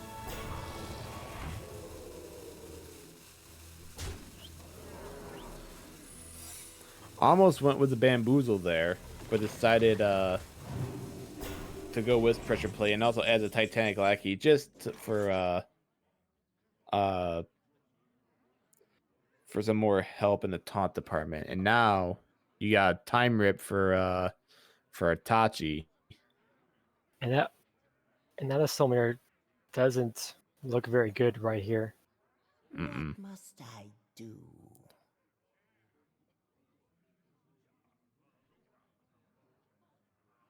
You could play Shield of Galakrond, invoke, see what you get.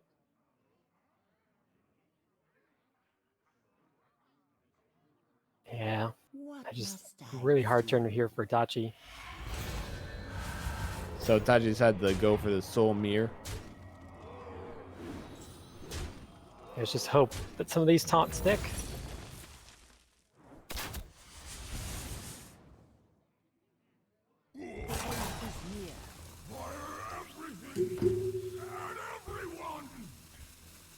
It's actually something that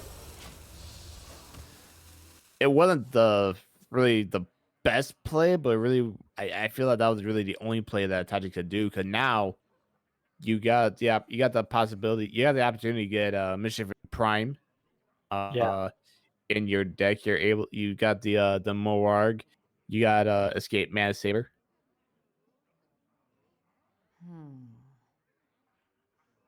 it just gets Itachi some more taunts and hopefully survive through a possible Zephyr's play. Kind of an awkward turn here for Kristine. I don't believe she could pick Zephyrus if she wants to get the Flame Strike and then Shadow Step it, push some damage to face. Your wish is my suggestion. Zephyrus comes into play here. Mind Control, King Crush, and Flame Strike. Ooh, Goes for the King Crush instead.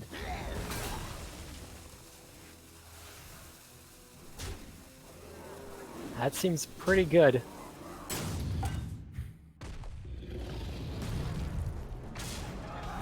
And Kristine was able to get the attack off. Yeah, I don't like not Shadow Stepping Zephyrus there though. It just guarantees lethal next turn.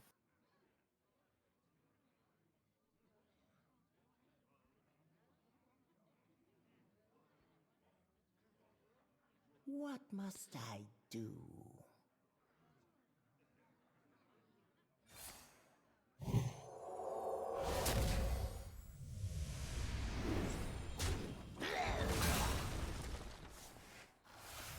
Life and hope are worth fighting. Australia comes into play. We got Twin Tyrant on the field. Big save by Itachi, able to stay in this game. I am the storm of your demise. Yeah, I'm not sure if maybe Kristine ran out of time or didn't see it, but I think not Shadow Stepping that Zephyrus may have cost her the game here. I think you might be right in that regard. You still got the Vaporize in play, so if you're Itachi, you gotta be thinking. You had to know that Vaporize was in play when Solarian got drawn out. Yeah, because I So believe it did cast it twice. yeah, but they were only able to play it once because you can't have Yeah. two Seekers of the same. So So many options.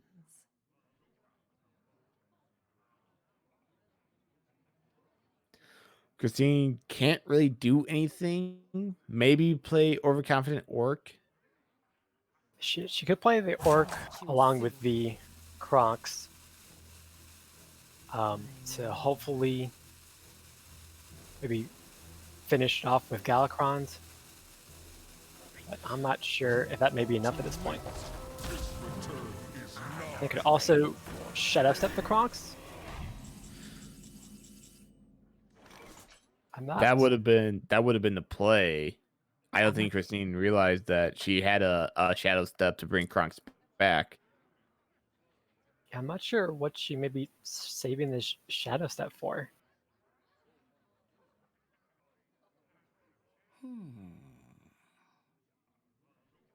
I will act as your scaled dragon.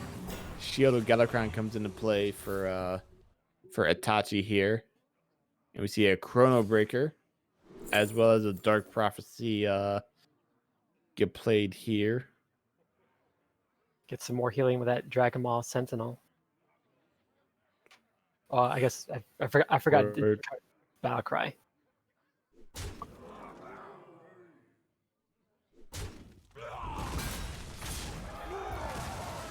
Smart play by Itachi to clear the board. Yeah, I don't think. Yeah.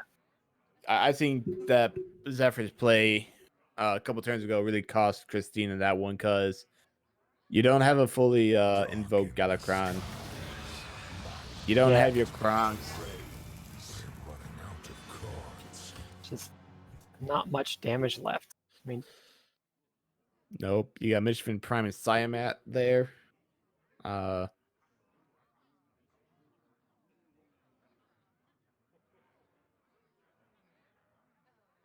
And Kristine, with the Michifane and the Siamat, could clear up some of this board here.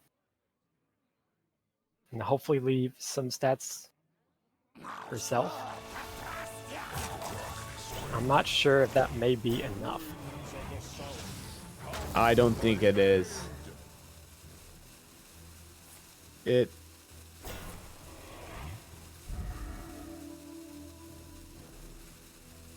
If you really want to do some damage, I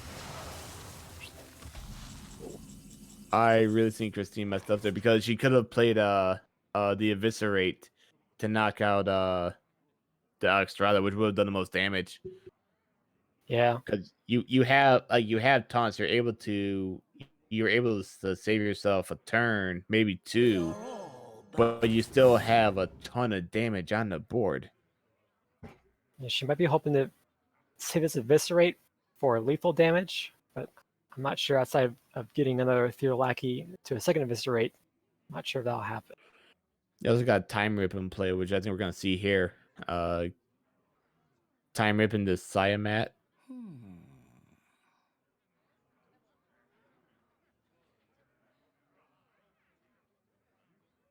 Because there's no point in playing a Chrono Breaker. There's no point in playing the Laughing Sister. So, Time Rip into Siamat, knock that out.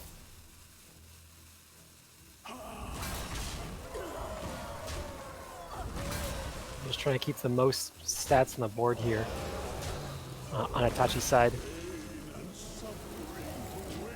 We see Relic Warrior Souls here.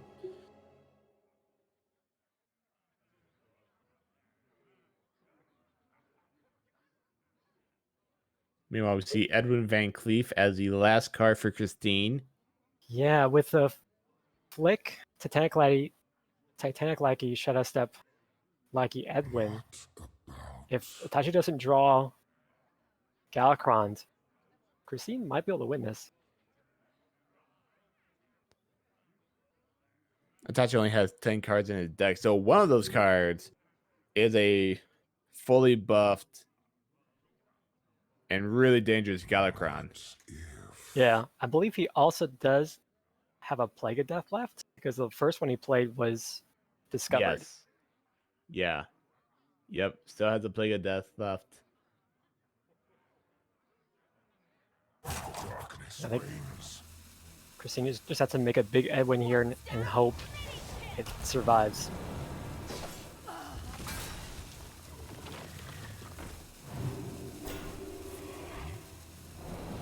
Shadow Step into the Titanic Lucky. We see Titanic Lucky get going again. And then, yeah, Big Edwin.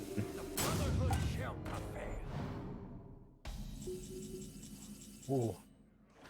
There's the Mishfin Prime for Itachi from the Soul Mirror a couple turns ago. Yeah, I think that's a really good draw here. It really is because you could play the 9/9 Fungalist Rush, knock out Flick. And then you're just left with a 9/9 taunt.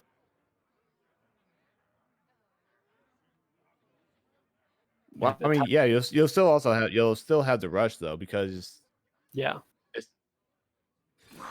and then you can play Relic Warrior Souls.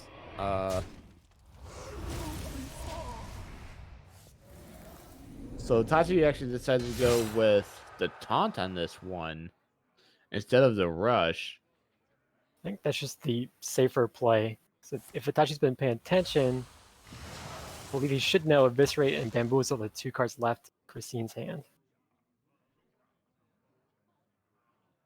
Which you lackey guess someone with the hero power there. Not really the lackey that you think you could use, but Bamboozle gets played here. Edwin goes after the 9/9, and Eviscerate takes out Takes out Mishvin.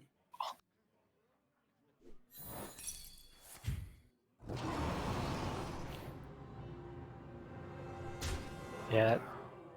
This Great dragon. play by Bamboozle there.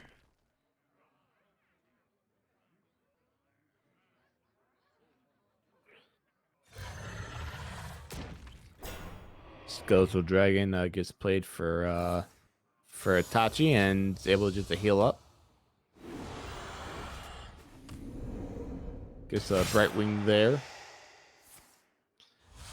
Yeah, I'm not sure if there's any out So seen here. Could clever disguise do something? that would be the play to go with. Yeah, I'm not sure this It's, blood does much. It knocks out the dragon. But then you basically hurt yourself because you got Tachi draws a Holy Nova. You also got Chrono Breaker, the Laughing Sister, and Brightwing Yeah. for some support. You see Chrono Breaker get into play here, as well as the Laughing Sister. Decided to heal up.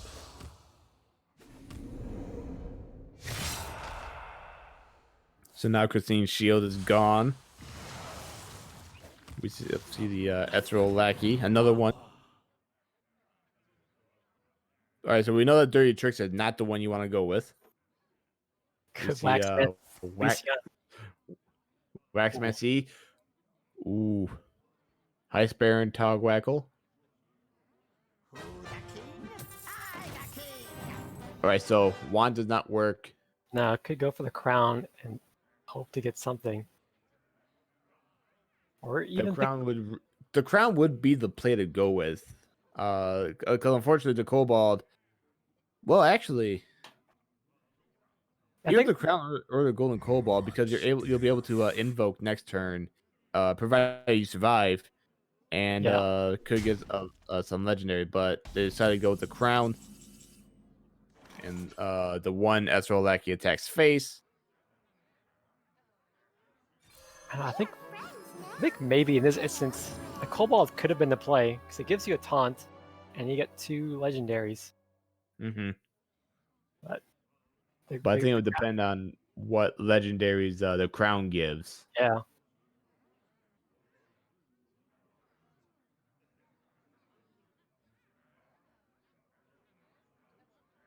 It's Brightwing into our Armageddon. Tasha just keeps getting taunts for these minions. You know, the good board clear for Itachi there. Kristine's hope in this game 5 rests on Zarok's crown. Oh, That is not gonna help. those are pretty bad legendaries. Those are not the legendaries you want to see in this game. Just because she can, she goes with the flick. Yeah, She goes plays one Witch Lackey. Ravenhold Assassin plays the other one and gets not. Pediatric. Oh, And there's Galakrond. yeah, There's that's just Galakrond for Itachi. the end of this game. That's it.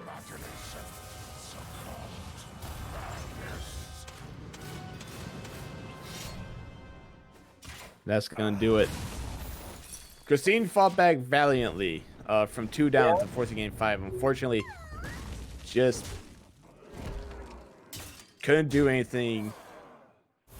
Really couldn't do anything against Itachi with the Galakrond and Rogue. And with the fatigue, knocks it out. Itachi wins the Battle of AFG 3-2. Really, really fun game 5. And those are the kind of games that you love to see to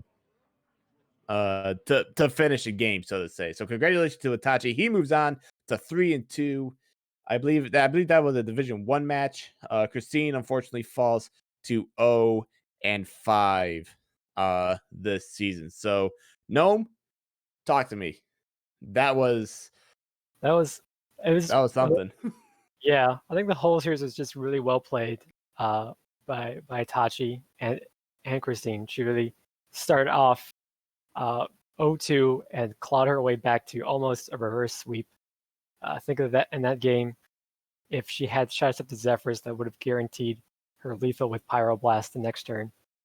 That's just the misplay there.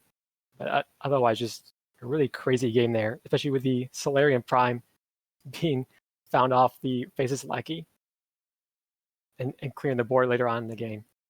But yeah, Yeah, it also helped when Itachi played the Soul Mirror because he I think he realized he wasn't gonna be able to clear the board, but the fact you got the Mishfin in there, the fact you got you had you had options to ready for a late game stage, and we saw it with the Mishfin when it got buffed up. You would have thought that the row or that the rush would have been played, but instead decided to go for the safe play with the taunt. Also saw Dragon Queen Alexstrasza down the line in the game. So really, it took a while. It took a little longer than I thought Itachi intended for, but just the way that everything played out, really good win for Itachi there. yeah. I think he saw that the game was going to go a little bit longer, so picking that Dragon Queen Alexstrasza early paid off. In addition into, like you said, playing the Soul Mirror, getting that Mishafin paid off for him as well because he was able to stop that at win turn. Yeah, yeah, and then also kind of we were talking about it before the game that Galacon Priest, and really just you thought that you could have seen it with take out the hunt, or you thought it could have been taken out with uh the hunter deck and everything. Unfortunately, I mean that was the case, but really also smart play by Itachi to ban the spell mage, or not the spell mage. What am I saying? To ban the mage in that regard, but really great win by Itachi. Really just that's just a brutal loss for Kristine because remember she was down 0-2, able to claw her way back to a game 5, had a really long game, a really good game until the end when it just didn't go her way because unfortunately the card gods decided to say yeah, here's a flick, here's a Tankmaster Overspark, here's another legendary, no taunts, no lifesteal, sorry, can't help you out in that regard. So just really it was going well for her in the beginning. Then just as the game went on, you kind of had this sense of Itachi getting the win, and especially when Galakrond came into play. Once Galakrond got played, you knew it was over. It was done. Yeah, yeah, definitely. It's kind of a late Galakrond too for both players. They have the bottom of each player's decks there. Not quite what you want to see, but did work out for Itachi in the end. Well, like we said at the beginning of the broadcast, it was this week is a battle of two teams, two different teams. We saw the first one with AFG. Again, Itachi getting the win 3-2, going up to 3-2 on the season. But now it's time to get ready for our second match of the game, the second team battle, so to say. It is going to be Edelweiss and Deliver both of team Svagoi. I'm pretty sure I botched that up. I knew going into the thing I was gonna botch it up at some point. If I did, I apologize. As you can see here, Deliver undefeated 4-0. Edelweiss really just looking to get a win at some point, 0-4 in Division 4 and everything like that. So we had a battle of AFG, and now we got the battle of Svagoi. And a really interesting one about this, we were talking about it before the stream. Both Pallies got banned Well, from this match. it looks like maybe there was a miscommunication, but it sounds like it is that it's both druids have been banned. Oh, so both Druids have been banned. Yeah, so it looks like we will see those very interesting Paladin decks for both players, which I'm excited about. Yeah, yeah, because we were talking about it earlier. I think it was Edelweiss that brought in a very unique deck um into play this time around. I believe they brought in a Libram Paladin deck, which you really don't see a lot of in tournament play so far, just because they're really unpredictable, you know? And actually, no, I started off the expansion with a Libram Paladin. I'm just like, why am I playing this? It did not work for me down the line. So Right. Yeah, it is a very interesting deck choice. I don't think I've ever seen it in Conquest here. Um, mm-mm. and interesting decks for really both players. Just I have no idea. I have no idea how this matchup is going to pan out. Actually, I do apologize. It was delivered that was bringing the Pally deck here, but Edelweiss's Pally is really all over the place. You got a little bit of a Murloc, you got some dragons, you got Reborns, and then you got the wonderful Terran Gorefield or Fiend in there. It just the Pally deck looks like it's all over the place. Just looking at what you got and everything like that. Like, yeah, you got your Consecration, you got the Carter Defender, you got your Leopard Gnome. It's basically it's the aggro deck of a madman, so to say, just because you don't necessarily know what kind of deck this is. I love it. That decks like these can have the potential to throw off your opponents. She's also playing 2 Leopard Gnomes and 2 Cartoot Defenders. So very interesting choices here. I'm really excited to see how it works out. Yeah, just I think I've ever seen a deck quite like this before. Elevite's also coming in with the Mage and Shaman deck here. The Shaman is the wonderful quest shaman that we've seen with Corrupted Waters. The Let me see what else we got here. Then we got Witch's Brew in there. You got Questing Explorer. A lot of Battlecry cards, obviously. The Troll Bat Rider, Waste Warden, the Lurker below. It's your standard. It's not your standard quest shaman, because you don't have it doesn't look Haggis, doesn't look like you have really like some of the big shaman cards that you could have seen in late game play for quest shaman. Yeah, it is interesting to see a quest shaman right now without Galakron. Mm-hmm. So it's looking like maybe Edelweiss is trying to finish up the game with the Cumulo Maximus and maybe just putting it down a big board somehow. I'm not. Yeah, this is another very interesting deck from Edelweiss here.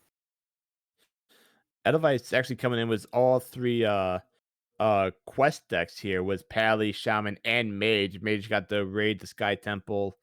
You also got Astromancer, Solarian. We've seen a lot of Spell Mage.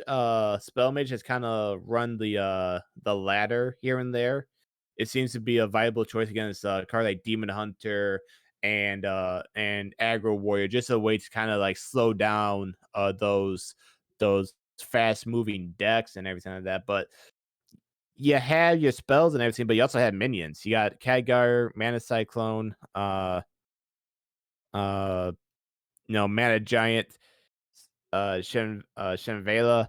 So not your normal spell mage, so to say, is kind of a mix between uh multiple summons and spells and everything along those lines. I love it just because it's that, like I said, it's that chaotic deck, the one that you would want to throw your opponent off with. Yeah, it's looking like maybe some sort of tempo mage, which actually might work out, depending on how your draws go. 'Cause she has the Elemental Ally side quest to draw cards, also the Raid the Sky Temple. The Mana Giant, if she gets these Mana Cyclones off, could be huge. Yeah, this is I kind of like this. Plus, with the Shinvala, you can really run away with the game. If you just get that down early on and instantly summon an elemental. Yeah, and also you got the Mana Cyclone there. Kind of help you get some spells for that quest down the Yeah. line. And also the one card that I think for Mage you really gotta keep an eye on is Evocation, especially when they play it, because if they play it early, you could be essentially shooting yourself in the foot. If you play it late, and depending on the situation and all that stuff, you might be able to do some damage, if not a lot of damage, depending on what you got. Yeah, playing the Invocation later on in the game when your hand's almost empty, plus if you happen to have a Sorcerer's Apprentice return the board, could really swing the game depending on what kind of spells you get from that. Yep, so that's Edelweiss once again going with Shaman, Pally, and Mage in this one. Meanwhile, we go to the undefeated Deliver, running Demon Hunter, Mage, and the Libram Pally that I brought up earlier, and thought it was Edelweiss, but instead it would Deliver. Like I said, Libram Pally is a deck that it looked good on paper, not so much a deck you could rely on in tournament play. Yeah, it just like it's one of those decks that really depends on how you draw. If if you can get a good hand going, you get the Librams early along the discounts, it can really put in some work. But if you just happen to not draw any of those cards, just kind of sits there and does very little. Um, I'm I'm really not sure how Libram Paladin is against any of Edelweiss's decks. I just it may be good against Edelweiss's Paladin, but I'm really not sure about these matchups. I don't know the stats. I mean, Deliver does have 2 Librams and 2 Consecrations, so that can help there against, and the Firemasters that can help against him at more aggro decks. Yeah, you also got the Hand of a Die. You also got North Dormu, Lady Leadrin, and it is an interesting deck to see how it gets played. Maybe Deliver will be able to surprise us a little bit here and shut me up with the Libram decks. But let's go over to Demon Hunter here. It looks like just your standard your tempo demon hunter here. You got a mix of a card that you're able to work in unison with some of the demons that you have in play, especially the Pit Commander and the Hulking Overfiend. Yeah, getting the Fell Screamer, this kind of the Pit Commander, can really just run away with the game, especially if you pull something like the Hulking Overfiend or the Priestess of Fury on turn 7. Just having 2 big minions on the board can really just end the game there. I haven't seen too much of this type of Demon Hunter list on ladder or in these tournaments, but I do like it. It's definitely a very targeted pick. So I guess we'll see how it works out. Keep an eye also on the Fell Summoner, because that could come in handy. Add a little bit of chaos down the line for Deliver here. And then finally, uh a bit of a bigger mage than what Edelweiss had. It's not a spell mage by any means, but you have Astromancer Solarian, you have Alexstrasza, you have the Puzzle Box of Yogg Saron and Caligos, which, if everything works out, could uh could make for some very interesting gameplay uh in this game. So before we get going, we'll switch over to Edelweiss and Deliver in a minute. No, before we get into it though, give me a prediction. What do we got? Who do you think is gonna run away with this in the battle of Svigoi? Honestly, this is going to be a shot in the dark here, um, but just for the sake of this Paladin list, I'm going to say Edelweiss. I just really want to I want to see this crazy aggro Paladin deck work. You know what? I want to see Edelweiss get the win, just because as someone who's gone 0-4 in tournament play, it's not great. I'm rooting for the for Edelweiss here. I think Edelweiss is gonna get the win. I mean, that's my pick at least. But before we go into the game, guys, let's talk about Sfagoi Gaming here. They take players, casters, streamers, content creators, ranging from amateur to professional. Currently, they have a Hearthstone and Magic the Gathering Arena team. So if you're into either of those games, they are the team for you. If you guys want more information, check them out at Sfagoi.com. That is SWAGOI.com. And now we finally get into gameplay here. Deliver versus Edelweiss game 1. Looks like it's going to be Demon Hunter versus Shaman here.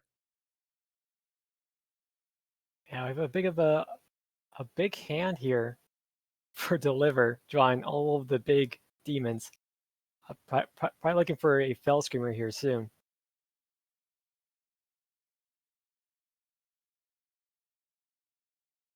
Yeah, Deliver just goes for the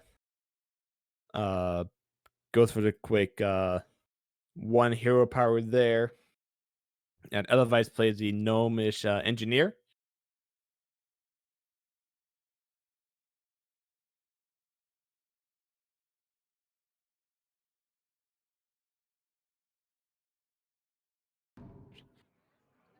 Volpiro Scoundrel comes into play now for Edelweiss.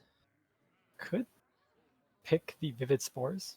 I guess just going for damage instead. The Vivid Spores could possibly work later on in the game. The big board.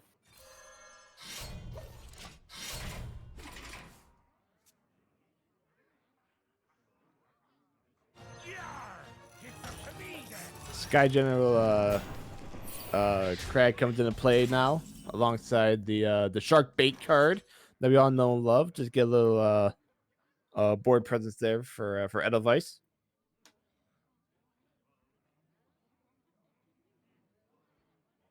Probably just see the Ashung Battlelord from Deliver, just to get a taunt in play. I grow impatient. We see Immolation Aura going here, knocks out Shark Bait.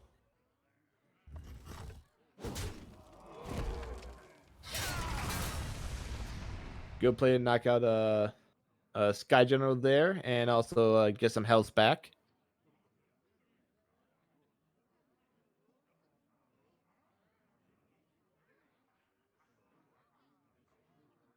Edelweiss is already halfway through the quest, the Corrupted Waters quest. Not much to play here, though. To make use of this mana for this turn. Could go Slurper into Lackey to Wasp. But you're typically looking to save those plays after you complete the quest. Yeah. That would be the play. You're right. You would want to save that play with the Wasp and everything, especially once you get the quest completed. Strike me down and prepare for fell. We see Fel Summoner come into play now for Deliver. Now if this pops, this is just summoning a Pit Commander.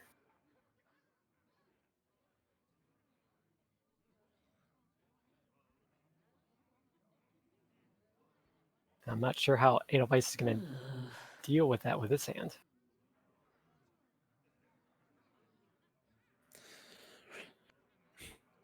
They may not have a Fireball ready. Troll Bat Rider with the Pig Commander in play a little earlier. And I think I think Deliver would have hoped. Yeah. Turn 5, 7/9's pretty decent. So the Corrupted Waters quest is completed, turning the totem hero power into the heart of Vernal. Fell and nether. Meanwhile, Netherwalker comes into play, and you got Xavius, Mad Summoner, and Restbrite Brute. Yeah, I like the Brew here since Edelweiss is normally playing a lot of smaller minions.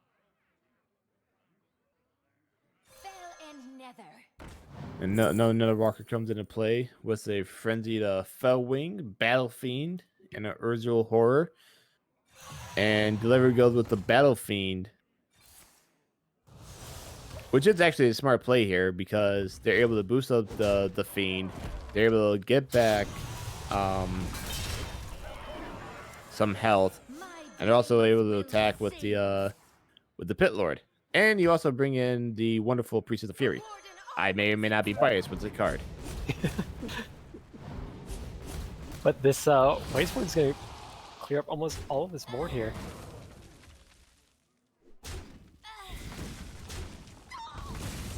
Great play by Edelweiss there.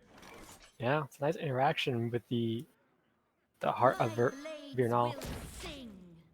We see another Priestess of Fury here, knocking out the Waste Warden, but keeping the the Bat Rider, in play here.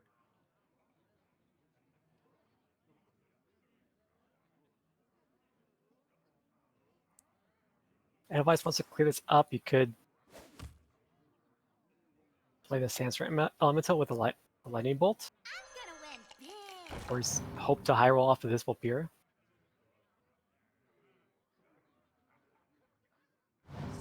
Then goes with the Serpentshire or Serpentshire portal in the first round. Second round,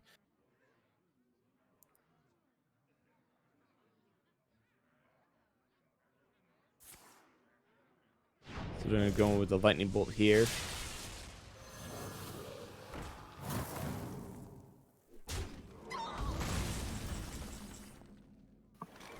Into the Sandstorm Elemental and knocks out the Priestess there. So no more Priestess of Fury in for Deliver this time around, but you do have an I-Beam available. I don't think I-Beam would be a card you would want to play this time around. No, looking like he might just want to play the Coil Fang Warlord.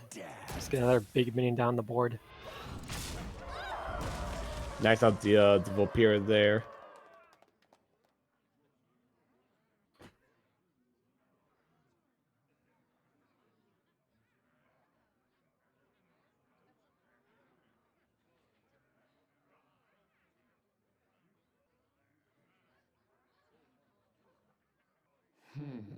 Yeah, not much to do for Edelweiss here.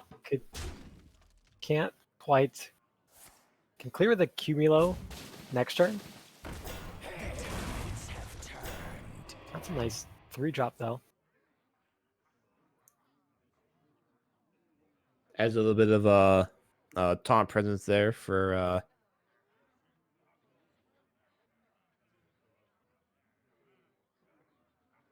Deliver, as well as Yeah. Delicious. able to get back up health wise with the Witch's Brew. Make it tied up at 27 for both. We see another Pit Commander come into play, and Hulking Overfiend gets drawn. So if you're Deliver, you're looking at a big hurt opportunity here.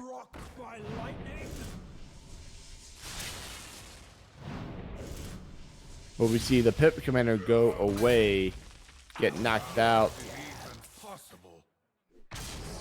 and we get a transform into the Coil Fang Warlord. That brings out a Conch Guard Warlord for Edelweiss. So smart plays overall. Nice pickup. For Edelweiss, yeah.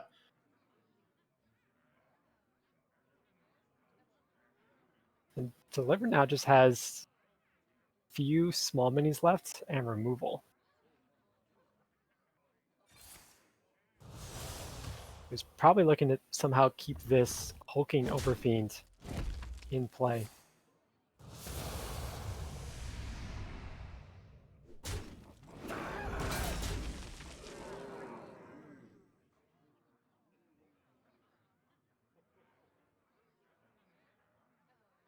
Now, would you go the Battle Lord, or would you want to go the Brute instead? If you're deliver. I think the Brute is I grow better impatient. Time grows short. in this situation. It has higher health, and if any small minions happen to attack into it somehow, they just die.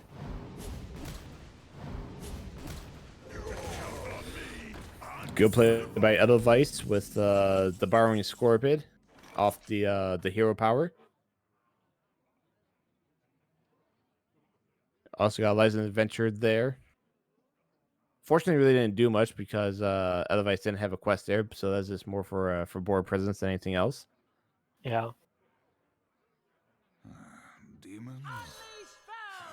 Demons. You cannot break the broken.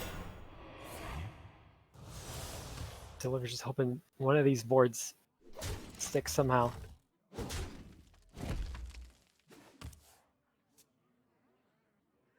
Yeah, not really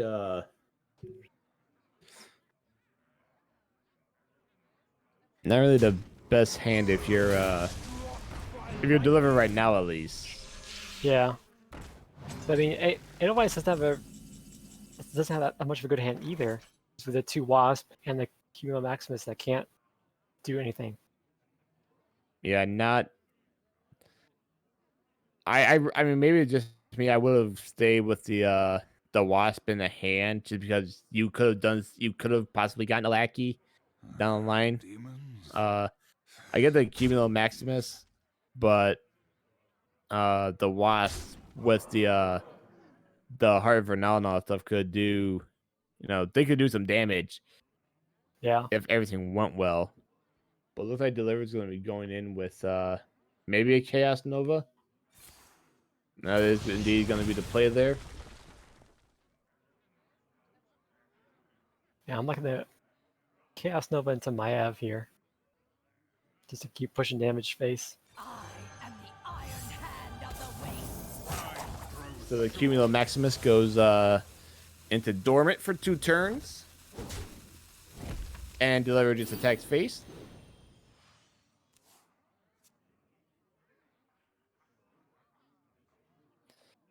A Lackey Totem. Or I'm sorry, an Evil Totem comes into play now. Maybe a little too late there, though, unfortunately. Yeah. It was just debating whether to play out this Weaponized Wasp now or possibly save it next turn for something. I think the smart I maybe just me the smart play would have been to just keep the Wasp in hand, see what the totem gives you. Yeah, and You get a Ethereal there. just hope you're not dead this next turn here. Strike me down and prepare for fell.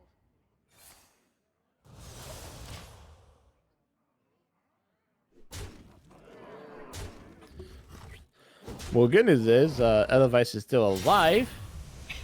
Bad news is Deliver is currently at full health, or back to full health.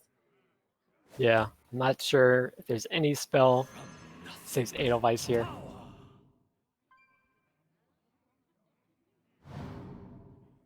Oh, Witch's Brew though. Yeah, with technically maybe alive. But then you're just facing down lethal again next turn. Could pick. No, there's just nothing here that saves her in this spot.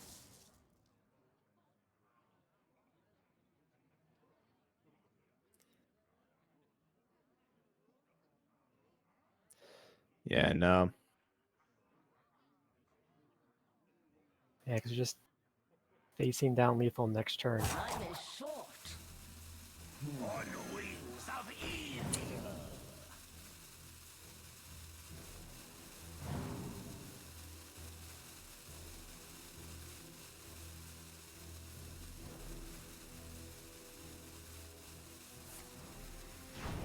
Yeah, if perhaps Edelweiss played the cable right there first.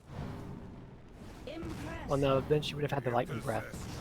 Yeah, it's not much she could have done at the spot. Nope. So looks like Delivery is just going to attack face, bring Edelweiss to 0, and take game 1 of the battle of Svagoi.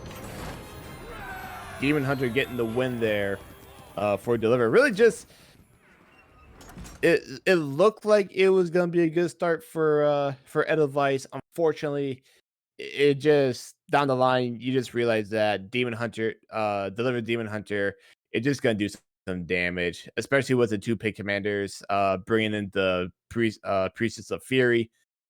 It was all Deliver right from the get go.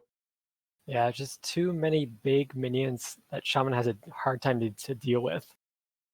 Edelweiss was able to clear up some of the board that one turn with the Waste Warden, but just didn't have anything to deal with the waves thereafter.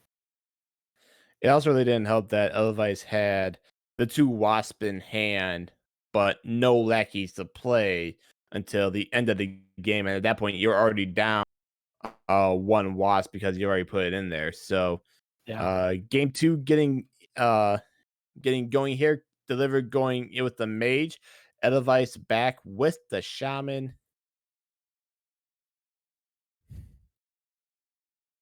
Edelweiss getting 2 licensed adventurers right off the get-go and the quest. That could be a game changer for Edelweiss down the road. yeah. Meanwhile, Deliver really not the best mulligan. 2/4 costs, the Dragon Caster, and then the puzzle box of Yogg-Saron. Well, you do have the turn 6 puzzle box there.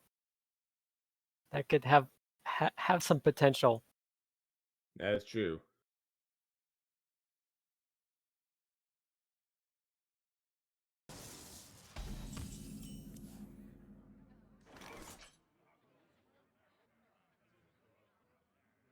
I think if Edelweiss could find some card draw here in the next few turns, she might be able to have a leg in this game before Deliver can recover. I think the next player here would be play one of those licensed adventure and DVC ones. So we see another coin for Edelweiss.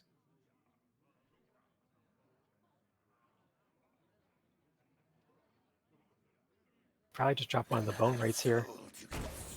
And Deliver indeed does that.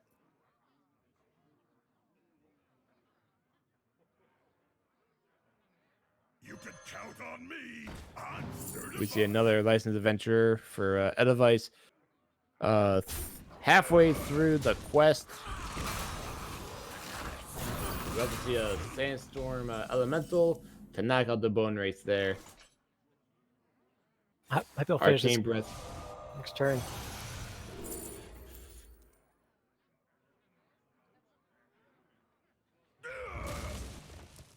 Vaporize gets drawn from the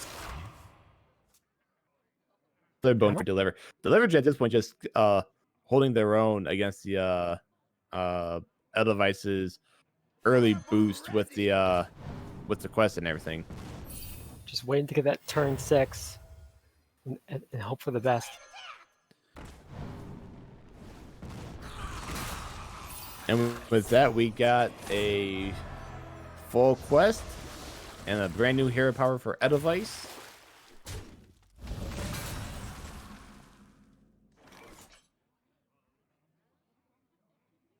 So you could, if you wanted to, and I think this is going to be the play for Deliver, What a show! play Dragon Caster and play one of the puzzle boxes of Yogg-Saron. early in this game. You also keep in mind you got Caligos available there, just got drawn. So the second puzzle box will probably be a few turns out as well. Ready for a show? Ooh.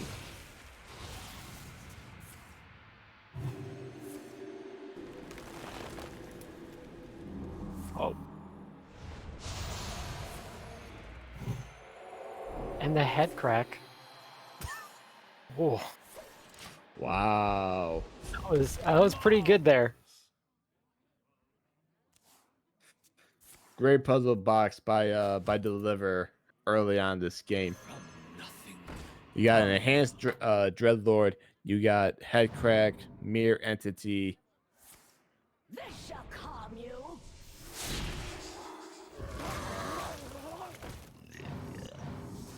Fledge Slurper. Just like go and bring in Faceless Lackey here. Or not. Yeah, and then you could Yep. coin Kobold. We got an Imprisoned Fell Maul and Magic Dart Frog. Got to knock out the dragon there. That was a nice pickup.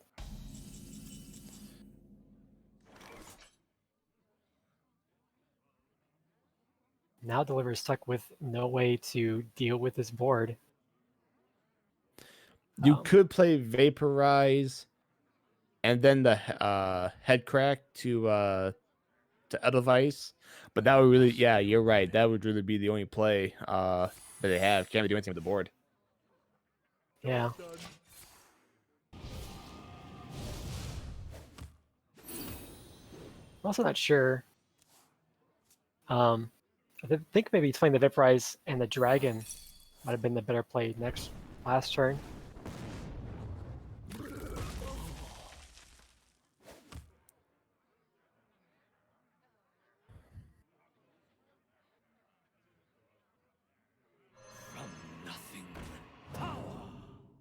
I think we'll see enhanced Dreadlord here for Deliver next turn.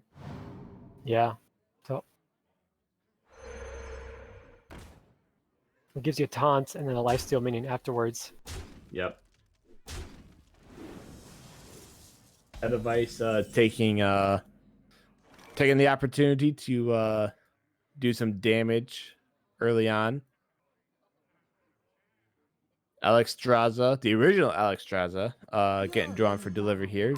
So we might see that next turn, just depending on the situation, of course. And we see Tortolan Pilgrim coming to play with a Deep Freeze. So you now have two water elementals on the board for Deliver. Those are nice. Are going to contest these minions here, but with the Wasp, Portal, and the Cobalt Lackey in play, Edelweiss has a lot of damage in hand. I hope you like my invention. Two cards get drawn now.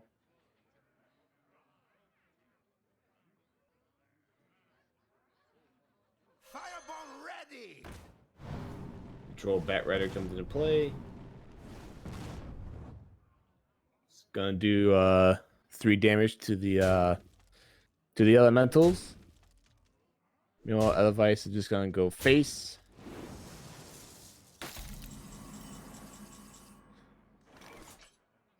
And post Deliver.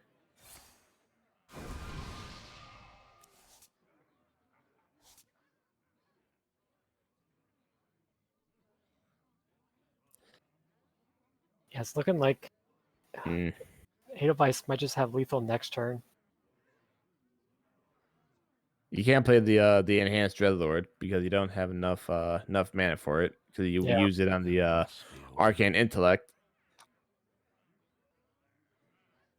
It's You interesting could that you could play Head Crack, but you're not doing.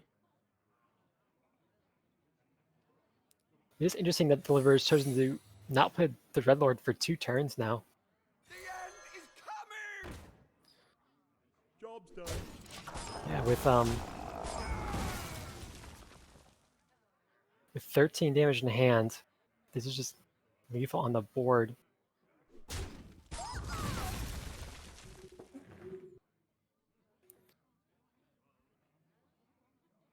You got the wasp in hand for Edelweiss. That really, if you wanted to, you can knock out that Doomsayer if you thought it was a threat. You could also play the Heart and the Cobalt Lackey to knock out the Doomsayer.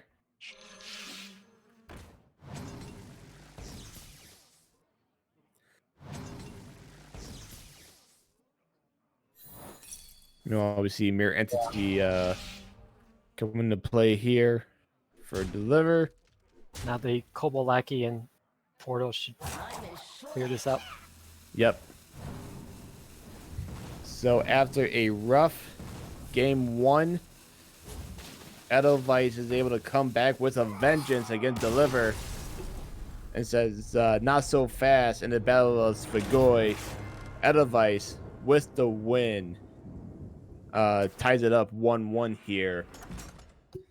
And really, like we were saying, in game 1, Edelweiss really didn't have the cards later in the game to kind of pull anything out. This time, Edelweiss had all the cards. They had all the cards to get the win, to power up and just put Deliver in really. They put him in a hole that was really too much to climb out of, and I think that really that helped Edelweiss to get the win. Yeah, she had the coin, evil totem into so many lackeys, into both of the licensed adventurers, into Wasp. There's so much damage to the board that Deliver wasn't able to deal with very well. So now the question going into game 3 here is: are we going to see a Mir Pally battle here? I think that's the matchup that everyone here wants to see, especially the Libram that Deliver brought, and the Maniacal Mastermind one that Edelweiss brought. I think that's a matchup that really we might see if there's a game 5 down the line. Yeah, I hope so. I'm interested to see which Paladin deck is better here from these Team Svigoi. So we've seen Demon Hunter from Deliver already. We've seen Shaman from Edelweiss. We know how Mage runs with Deliver. So depending on the matchup, if we see a Mir match with Mage, if I think also keeping this in mind when it came to game number 2, Deliver didn't have the best hand. They started out behind real quickly, where Edelweiss had an opportunity to just jump in here real quickly, and we get to see Deliver's Libram Pally take on Edelweiss's Mage. It's Really, a very interesting matchup here. Really nice hand from Deliver. And for Edelweiss too, getting that Shambhala early on, it's going to be really good in this matchup. Job done. I cannot wait to read these. we see a coin and an Aldor Attendant by Deliver here to bring that Libram of Wisdom to 1 cost now. Mana Reservoir for Edelweiss. I cannot wait to read these. And another Aldor Attendant. This is the hand you definitely want to start as with the Libram Paladin. Yep.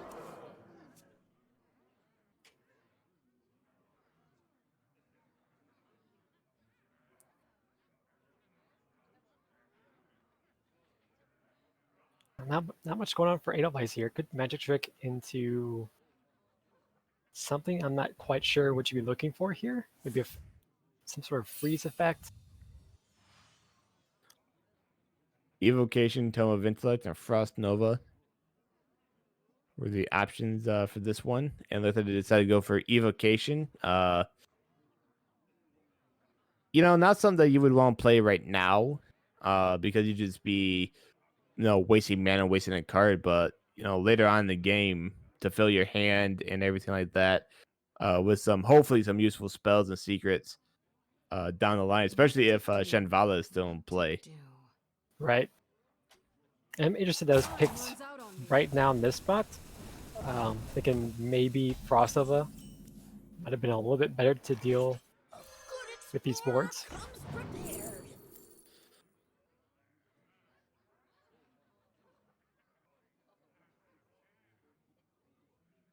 Meanwhile, Bronze Explorer comes into play here for deliver. And I like the Alex Johnson pick. And we see evocation come in for Edelweiss.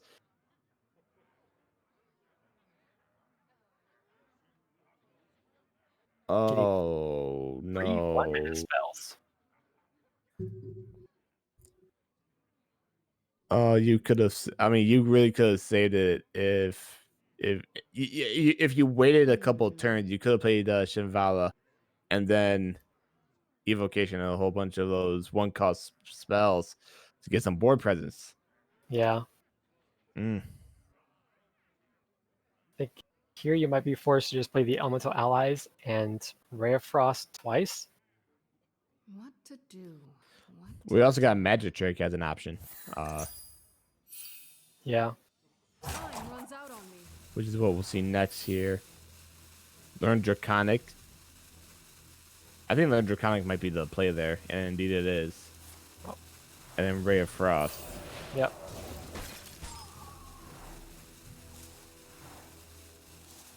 So good move by Edelweiss to utilize the one-cost cards.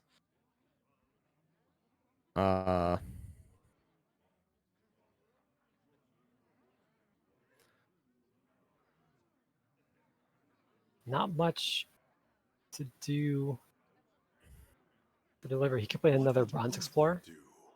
Get another dragon. Seems to be the best play here.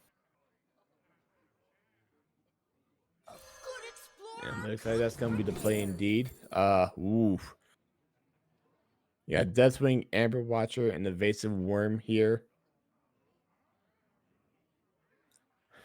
And decided to go with Evasive Worm.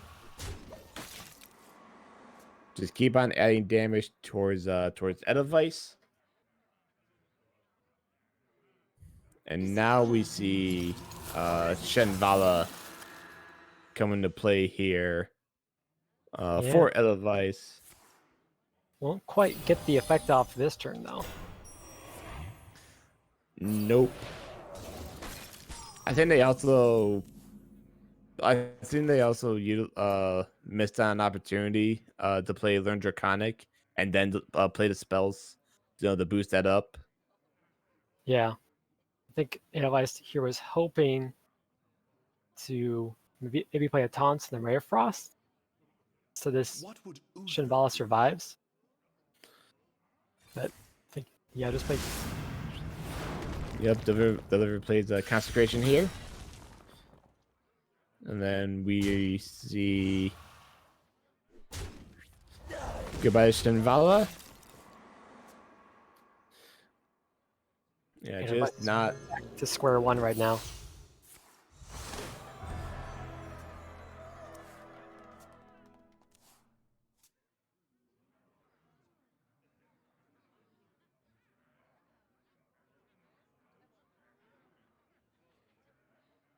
Edelweiss with double spell damage. It's going to play Frostbolt, knock out the one Aldori Attendant, but you also got back a Libram of Wisdom, which you can easily add on to another card of yours.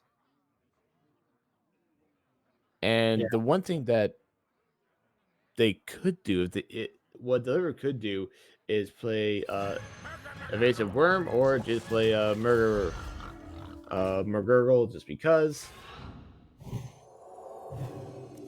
Yeah, you can play And the then play the hand Libram right there. here. Clean up these minions nicely. Or just go face. Actually, not bad of a play by Deliver because they still have solid board presence. Just not much Edelweiss can do against this board with 2 Conjurer's Callings in hand and 2 Elemental Allies quests. You could play Mirror Image. You can play Learn Draconic, Mirror Image, and then the Mana Cyclone, get some more spells back.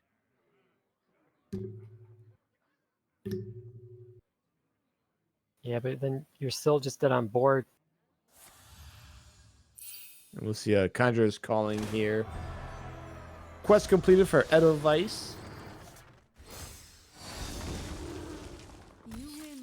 And I think Edelweiss realized that they necessarily can't do anything with all that firepower firing from the Libram Pally. So the deck we were talking about early on, I admit, I was really skeptical about the Libram Paladin, but just Deliver was able to fire on all cylinders with that one, get a Libram early, and just keep hitting face, keep hitting face, keep hitting face. It was all Deliver off from the get go in that matchup. Yeah, that's just like drawing both Alder attendants is really what you want as a Libram Paladin. Just Edelweiss wasn't able to quite make a board at any point in that game, and just got run over by a bunch of buffed minions. So Also, the 2 explorers, the 2 bronze explorers for Deliver, really helped in that regard. Also, for Edelweiss, I think the play that kind of confused me was playing Evocation early on. 'Cause like we said, that's one of those cards that it can either help you or it can hurt you. You don't really yeah, want to play it too early on because that could definitely hurt you. You basically wasted a card there. It looked like it helped Edelweiss in the beginning, but as the game went on, you kind of realize maybe this would have been the time to play Evocation. No, maybe this would have been the time for Evocation. It just there were misplays all over for Edelweiss, and if they want any hope of getting to a game 5 here, they really gotta clean it up. Shake it off from this game and just hope that they don't make these mistakes again. yeah. I would have liked to see that Evocation say maybe a little bit later for a nice Shambhala turn. Also, maybe considering since you have 2 Conjurer's Callings in your hand, Conjure is one of those 2 drops early on, just to get some more minions on the board to contest what Deliver has. Yeah, it was just it. I mean, it was good that they had the spell damage and everything, but when you don't have a lot of spells that can actually do damage, the Conjurer's Calling looked to be the good play. So game 4, Deliver going in with a 2-1 advantage, looking to get the win and stay undefeated in this battle of Svigoi against Edelweiss. We get to see Deliver's Mage against Edelweiss's wonderful maniacal paladin that we've been talking about really all game long. And Yeah, really good mulligan by Edelweiss here with the quest, the style has pride and consecration. For Deliver, not the best, but not the worst. yeah, you have a nice curve, but nothing to work off this quest here. I have to say, when I first looked up the deck, I totally missed the quest was in this, and that just makes it all the better in my eyes. Yeah, I looked over it too until we look at the deck and I'm like, oh wait, it's actually there. So Deliver using hero power there, knock out the Silver Hand Recruit. We see Salhit's Pride come in for Edelweiss. I hope you like my invention. Novice Engineer comes into play, as well as Arcane Breath.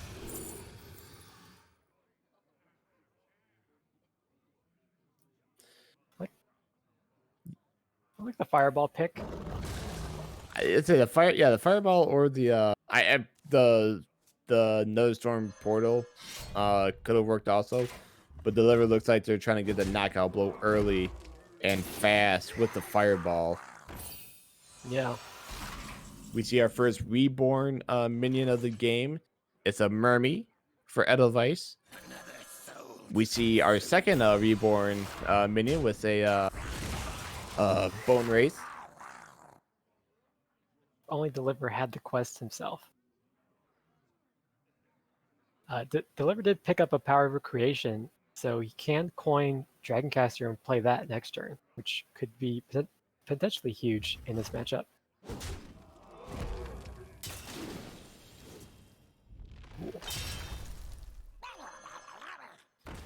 You also got Malagos.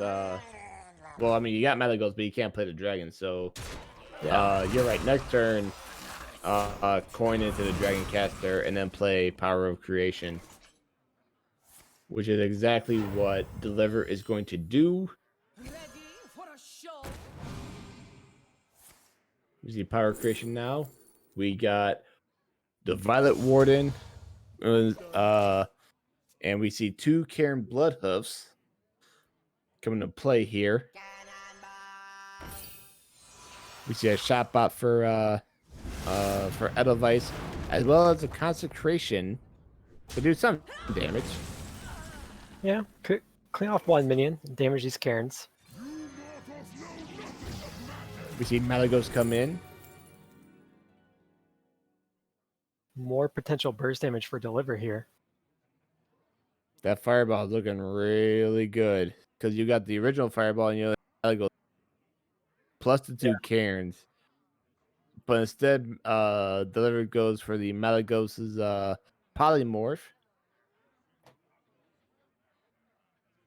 It's not terrible since Edelweiss is running taunts like Crag and Cartoon Defender. Plus, you also have the Terran Gorefiend, which the Deliver could be thinking about. Which speak of the devil, that's the card that Edelweiss gets in hand this turn. Alongside a Cobalt Sand Trooper, a Leper Gnome, and Terran Gorefiend now comes into play, which like you brought up, now brings in opportunity for the polymorph, you would think. Looks like Deliver's just gonna go for the kill your opponent plan here with the Fireball in play.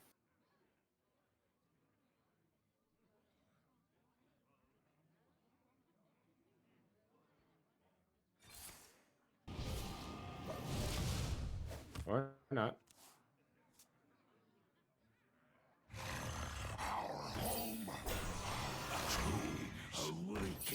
And now that Polymorph will be good against this Kertoot.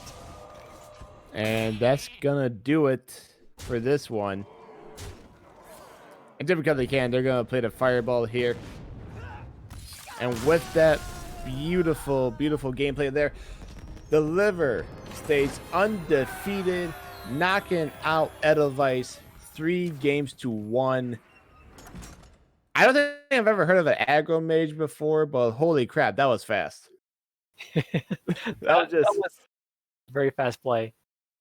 It was a nice pickup on that Power Creation there early on, because otherwise Deliver didn't have many plays, and Edelweiss definitely could have snuck in a win there. But yeah, well, I mean, with everything that was going on for they were so close to getting that quest completed. I really thought that Deliver was going to be able to just say screw it and get Malagos' Fireball to put some more pressure on Edelweiss to make a mistake, but it was all deliver all game long. Edelweiss could take solace with the fact that the quest shaman actually worked. Because we haven't seen a lot of quest shaman gameplay since the expansion came out. Uh, but the series was just all deliver in 4 games, and it was actually really impressive to see just how fast it was able to go. Yeah, it's just I don't think I've ever seen Mage win that quickly.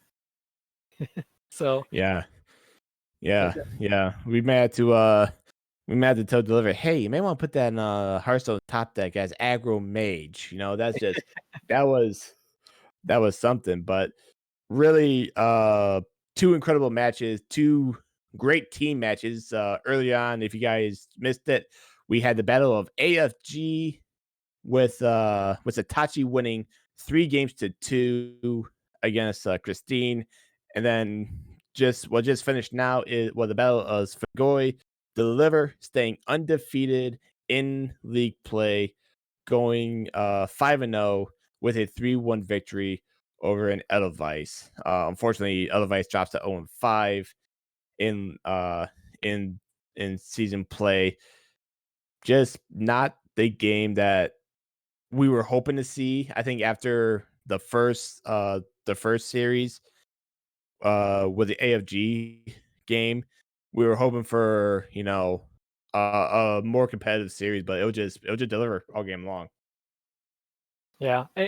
Anyways, did have some hope in some games there. Hmm. She the win with the Quest Shaman, just unfortunate games the rest of the series. But well played to both of them. Yeah, yeah. I mean, that Libram Paladin deck really worked out well for Deliver in game 3, because we're able to see it that you're able to get the Libram, you're able to get uh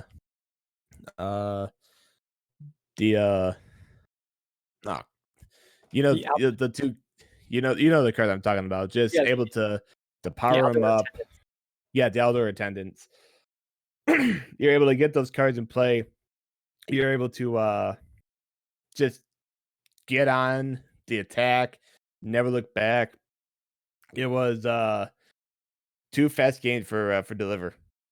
Yeah, just some really interesting decks from both these players. And the lineup for Deliver really worked out with that big Demon Hunter, the Highlander less Mage, and the Libram Paladin. Just ended up working really well for him this week. Yeah, yeah, they did.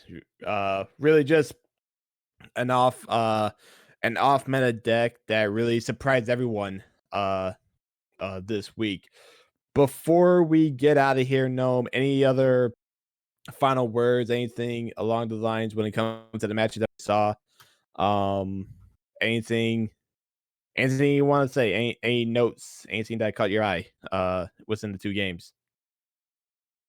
Um, Nothing that quite jumps out at me. I think maybe there were some missed lethal opportunities um, in some of those games, but otherwise, just both to Itachi and Deliver, just they played really well, and it really showed in their wins this week. So just congrats to Deliver for staying undefeated. That's really hard to do in these kind of league matches, especially with you know lineups like this week. Some people just bring really crazy decks, and they can just happen to counter what you bring. So be able to stay undefeated within 5 weeks is a really good testament to his level of play. Yeah, looking at the standings now for Division 4, Deliver and Metis are was going into today, we're undefeated in that. So we know for a fact that Deliver is still undefeated. Depending on how Metis does, we could be seeing a I don't know if I believe that they play each other. They will be playing each other soon. They will be playing the last week of the season. Yeah, So those 2 will be playing week 7. If everything goes well, it could be for the Division 4 title and spot in better seating in the playoffs. which, and in Hearthstone, especially in like this is our biggest season. We have 36 competitors. We have an expanded playoff format. It's going to be huge. This is any big win. Really, any win is a big win. And if you're undefeated, you're really putting yourself in the driver's seat there for a great playoff spot. Yeah, Division 4 has highly contested top 2 spot and their wild card spot, with Mhm. both Menace and Deliver being undefeated for now, and then Primitive with 3-1. It could be anyone's game uh, the next 2 weeks here. Especially it looks like next week Menace is playing Primitive, so that's gonna be an interesting match to see the results of. Yep. Meanwhile, going back to the Battle of AFG here, there was a division between Kristine and Itachi. Itachi getting the win 3-2. Uh so Itachi moves up to 3-2 in the standings. Could potentially move up in the standings, maybe vie for a wild card spot when the season comes along. Unfortunately, Kristine falls to 0-5, and it's just it's tough, Yeah, but you also gotta take solace in the fact that you took a guy that is contending for a potential playoff spot, a potential tournament spot. You took him to 5 games. You gotta take some solace in that. yeah, that definitely. I think when you're 0-4 or 0-5, probably not making the top spot, but you can still play your hardest and just continue to learn the game. But yeah, Division 1 is very interesting. We got a few 3-1s currently, and then Cookie Monster is the only undefeated in Division 1 currently. And then Itachi could make the top spot with a couple more wins, depending on how the rest of the bracket goes. Yep. Remember, I believe it's the top 2 in each division move on to the playoffs, and then 4 wild cards spots are up for grabs as well. Right, exactly. So Yep. No, anything else? Any other words before we get going? I think we have a promotion for Aspirant to end off with here. So Actually, I think go sorry, ahead. It's all yours. sorry. Yeah, so tomorrow's the final day to register for the Venus and Mercury Women's and Non-Binary Magic the Gathering Arena League. So head over to matchareno.com/VMLS2 or go to aspirant.gg/MTGA for more information. We're near at 30 players already with over $400 in the prize pot. So yeah, so make sure you get in on that action. And with that, next week begins the first week of VML action. So next Friday night, we'll be showcasing the first week matchups here on the Aspirant Twitch channel. Yep. So if you're into Magic and Hearthstone, you're gonna have your fix back to back. Friday, you got Magic. Saturday, you have Hearthstone. Plus any other fun shenanigans we may have any other day. I know that the guys, the higher ups for Aspirant are looking to add some more content, uh some more events to the Twitch page and everything like that. So hopefully we can get that going at some point. But again, it was if you're into Magic, you got the stream on Friday. You could definitely take a look. We know the Magic team works hard to give a great broadcast, great games, bring you guys great content, and then obviously us at Hearthstone. You know, it's a friendly competition to see who's better, just to have some fun and everything. Um, but you got Magic on Fridays, Hearthstone on Saturdays. You just can't beat it. Exactly. Especially with a sweet $400 prize pot. So it's Yeah. gonna be some fun games there. Yeah, 30 players, $400 on the line. That's it's definitely something that I think I'll be tuning in once or a couple times here and there, just to watch and root on and cheer on and support. So Gnome, it was great broadcasting with you. Hopefully, we'll be able to do it again at some point. Yeah, this is fun.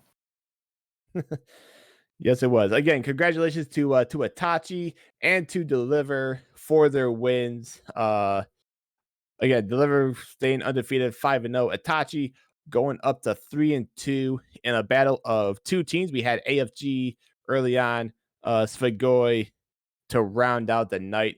That's Mr. Gnome. I'm Jimmy Cat. Thank you also to our producer Major for running the show, making sure that everything was working, that the games were great, everything was fun. Again, reminder: Friday we have Magic. Saturday we have Hearthstone. The fun begins, ladies and gentlemen. Thank you so much for watching. Hope you guys are staying safe, staying healthy. We'll catch you all next time we broadcast.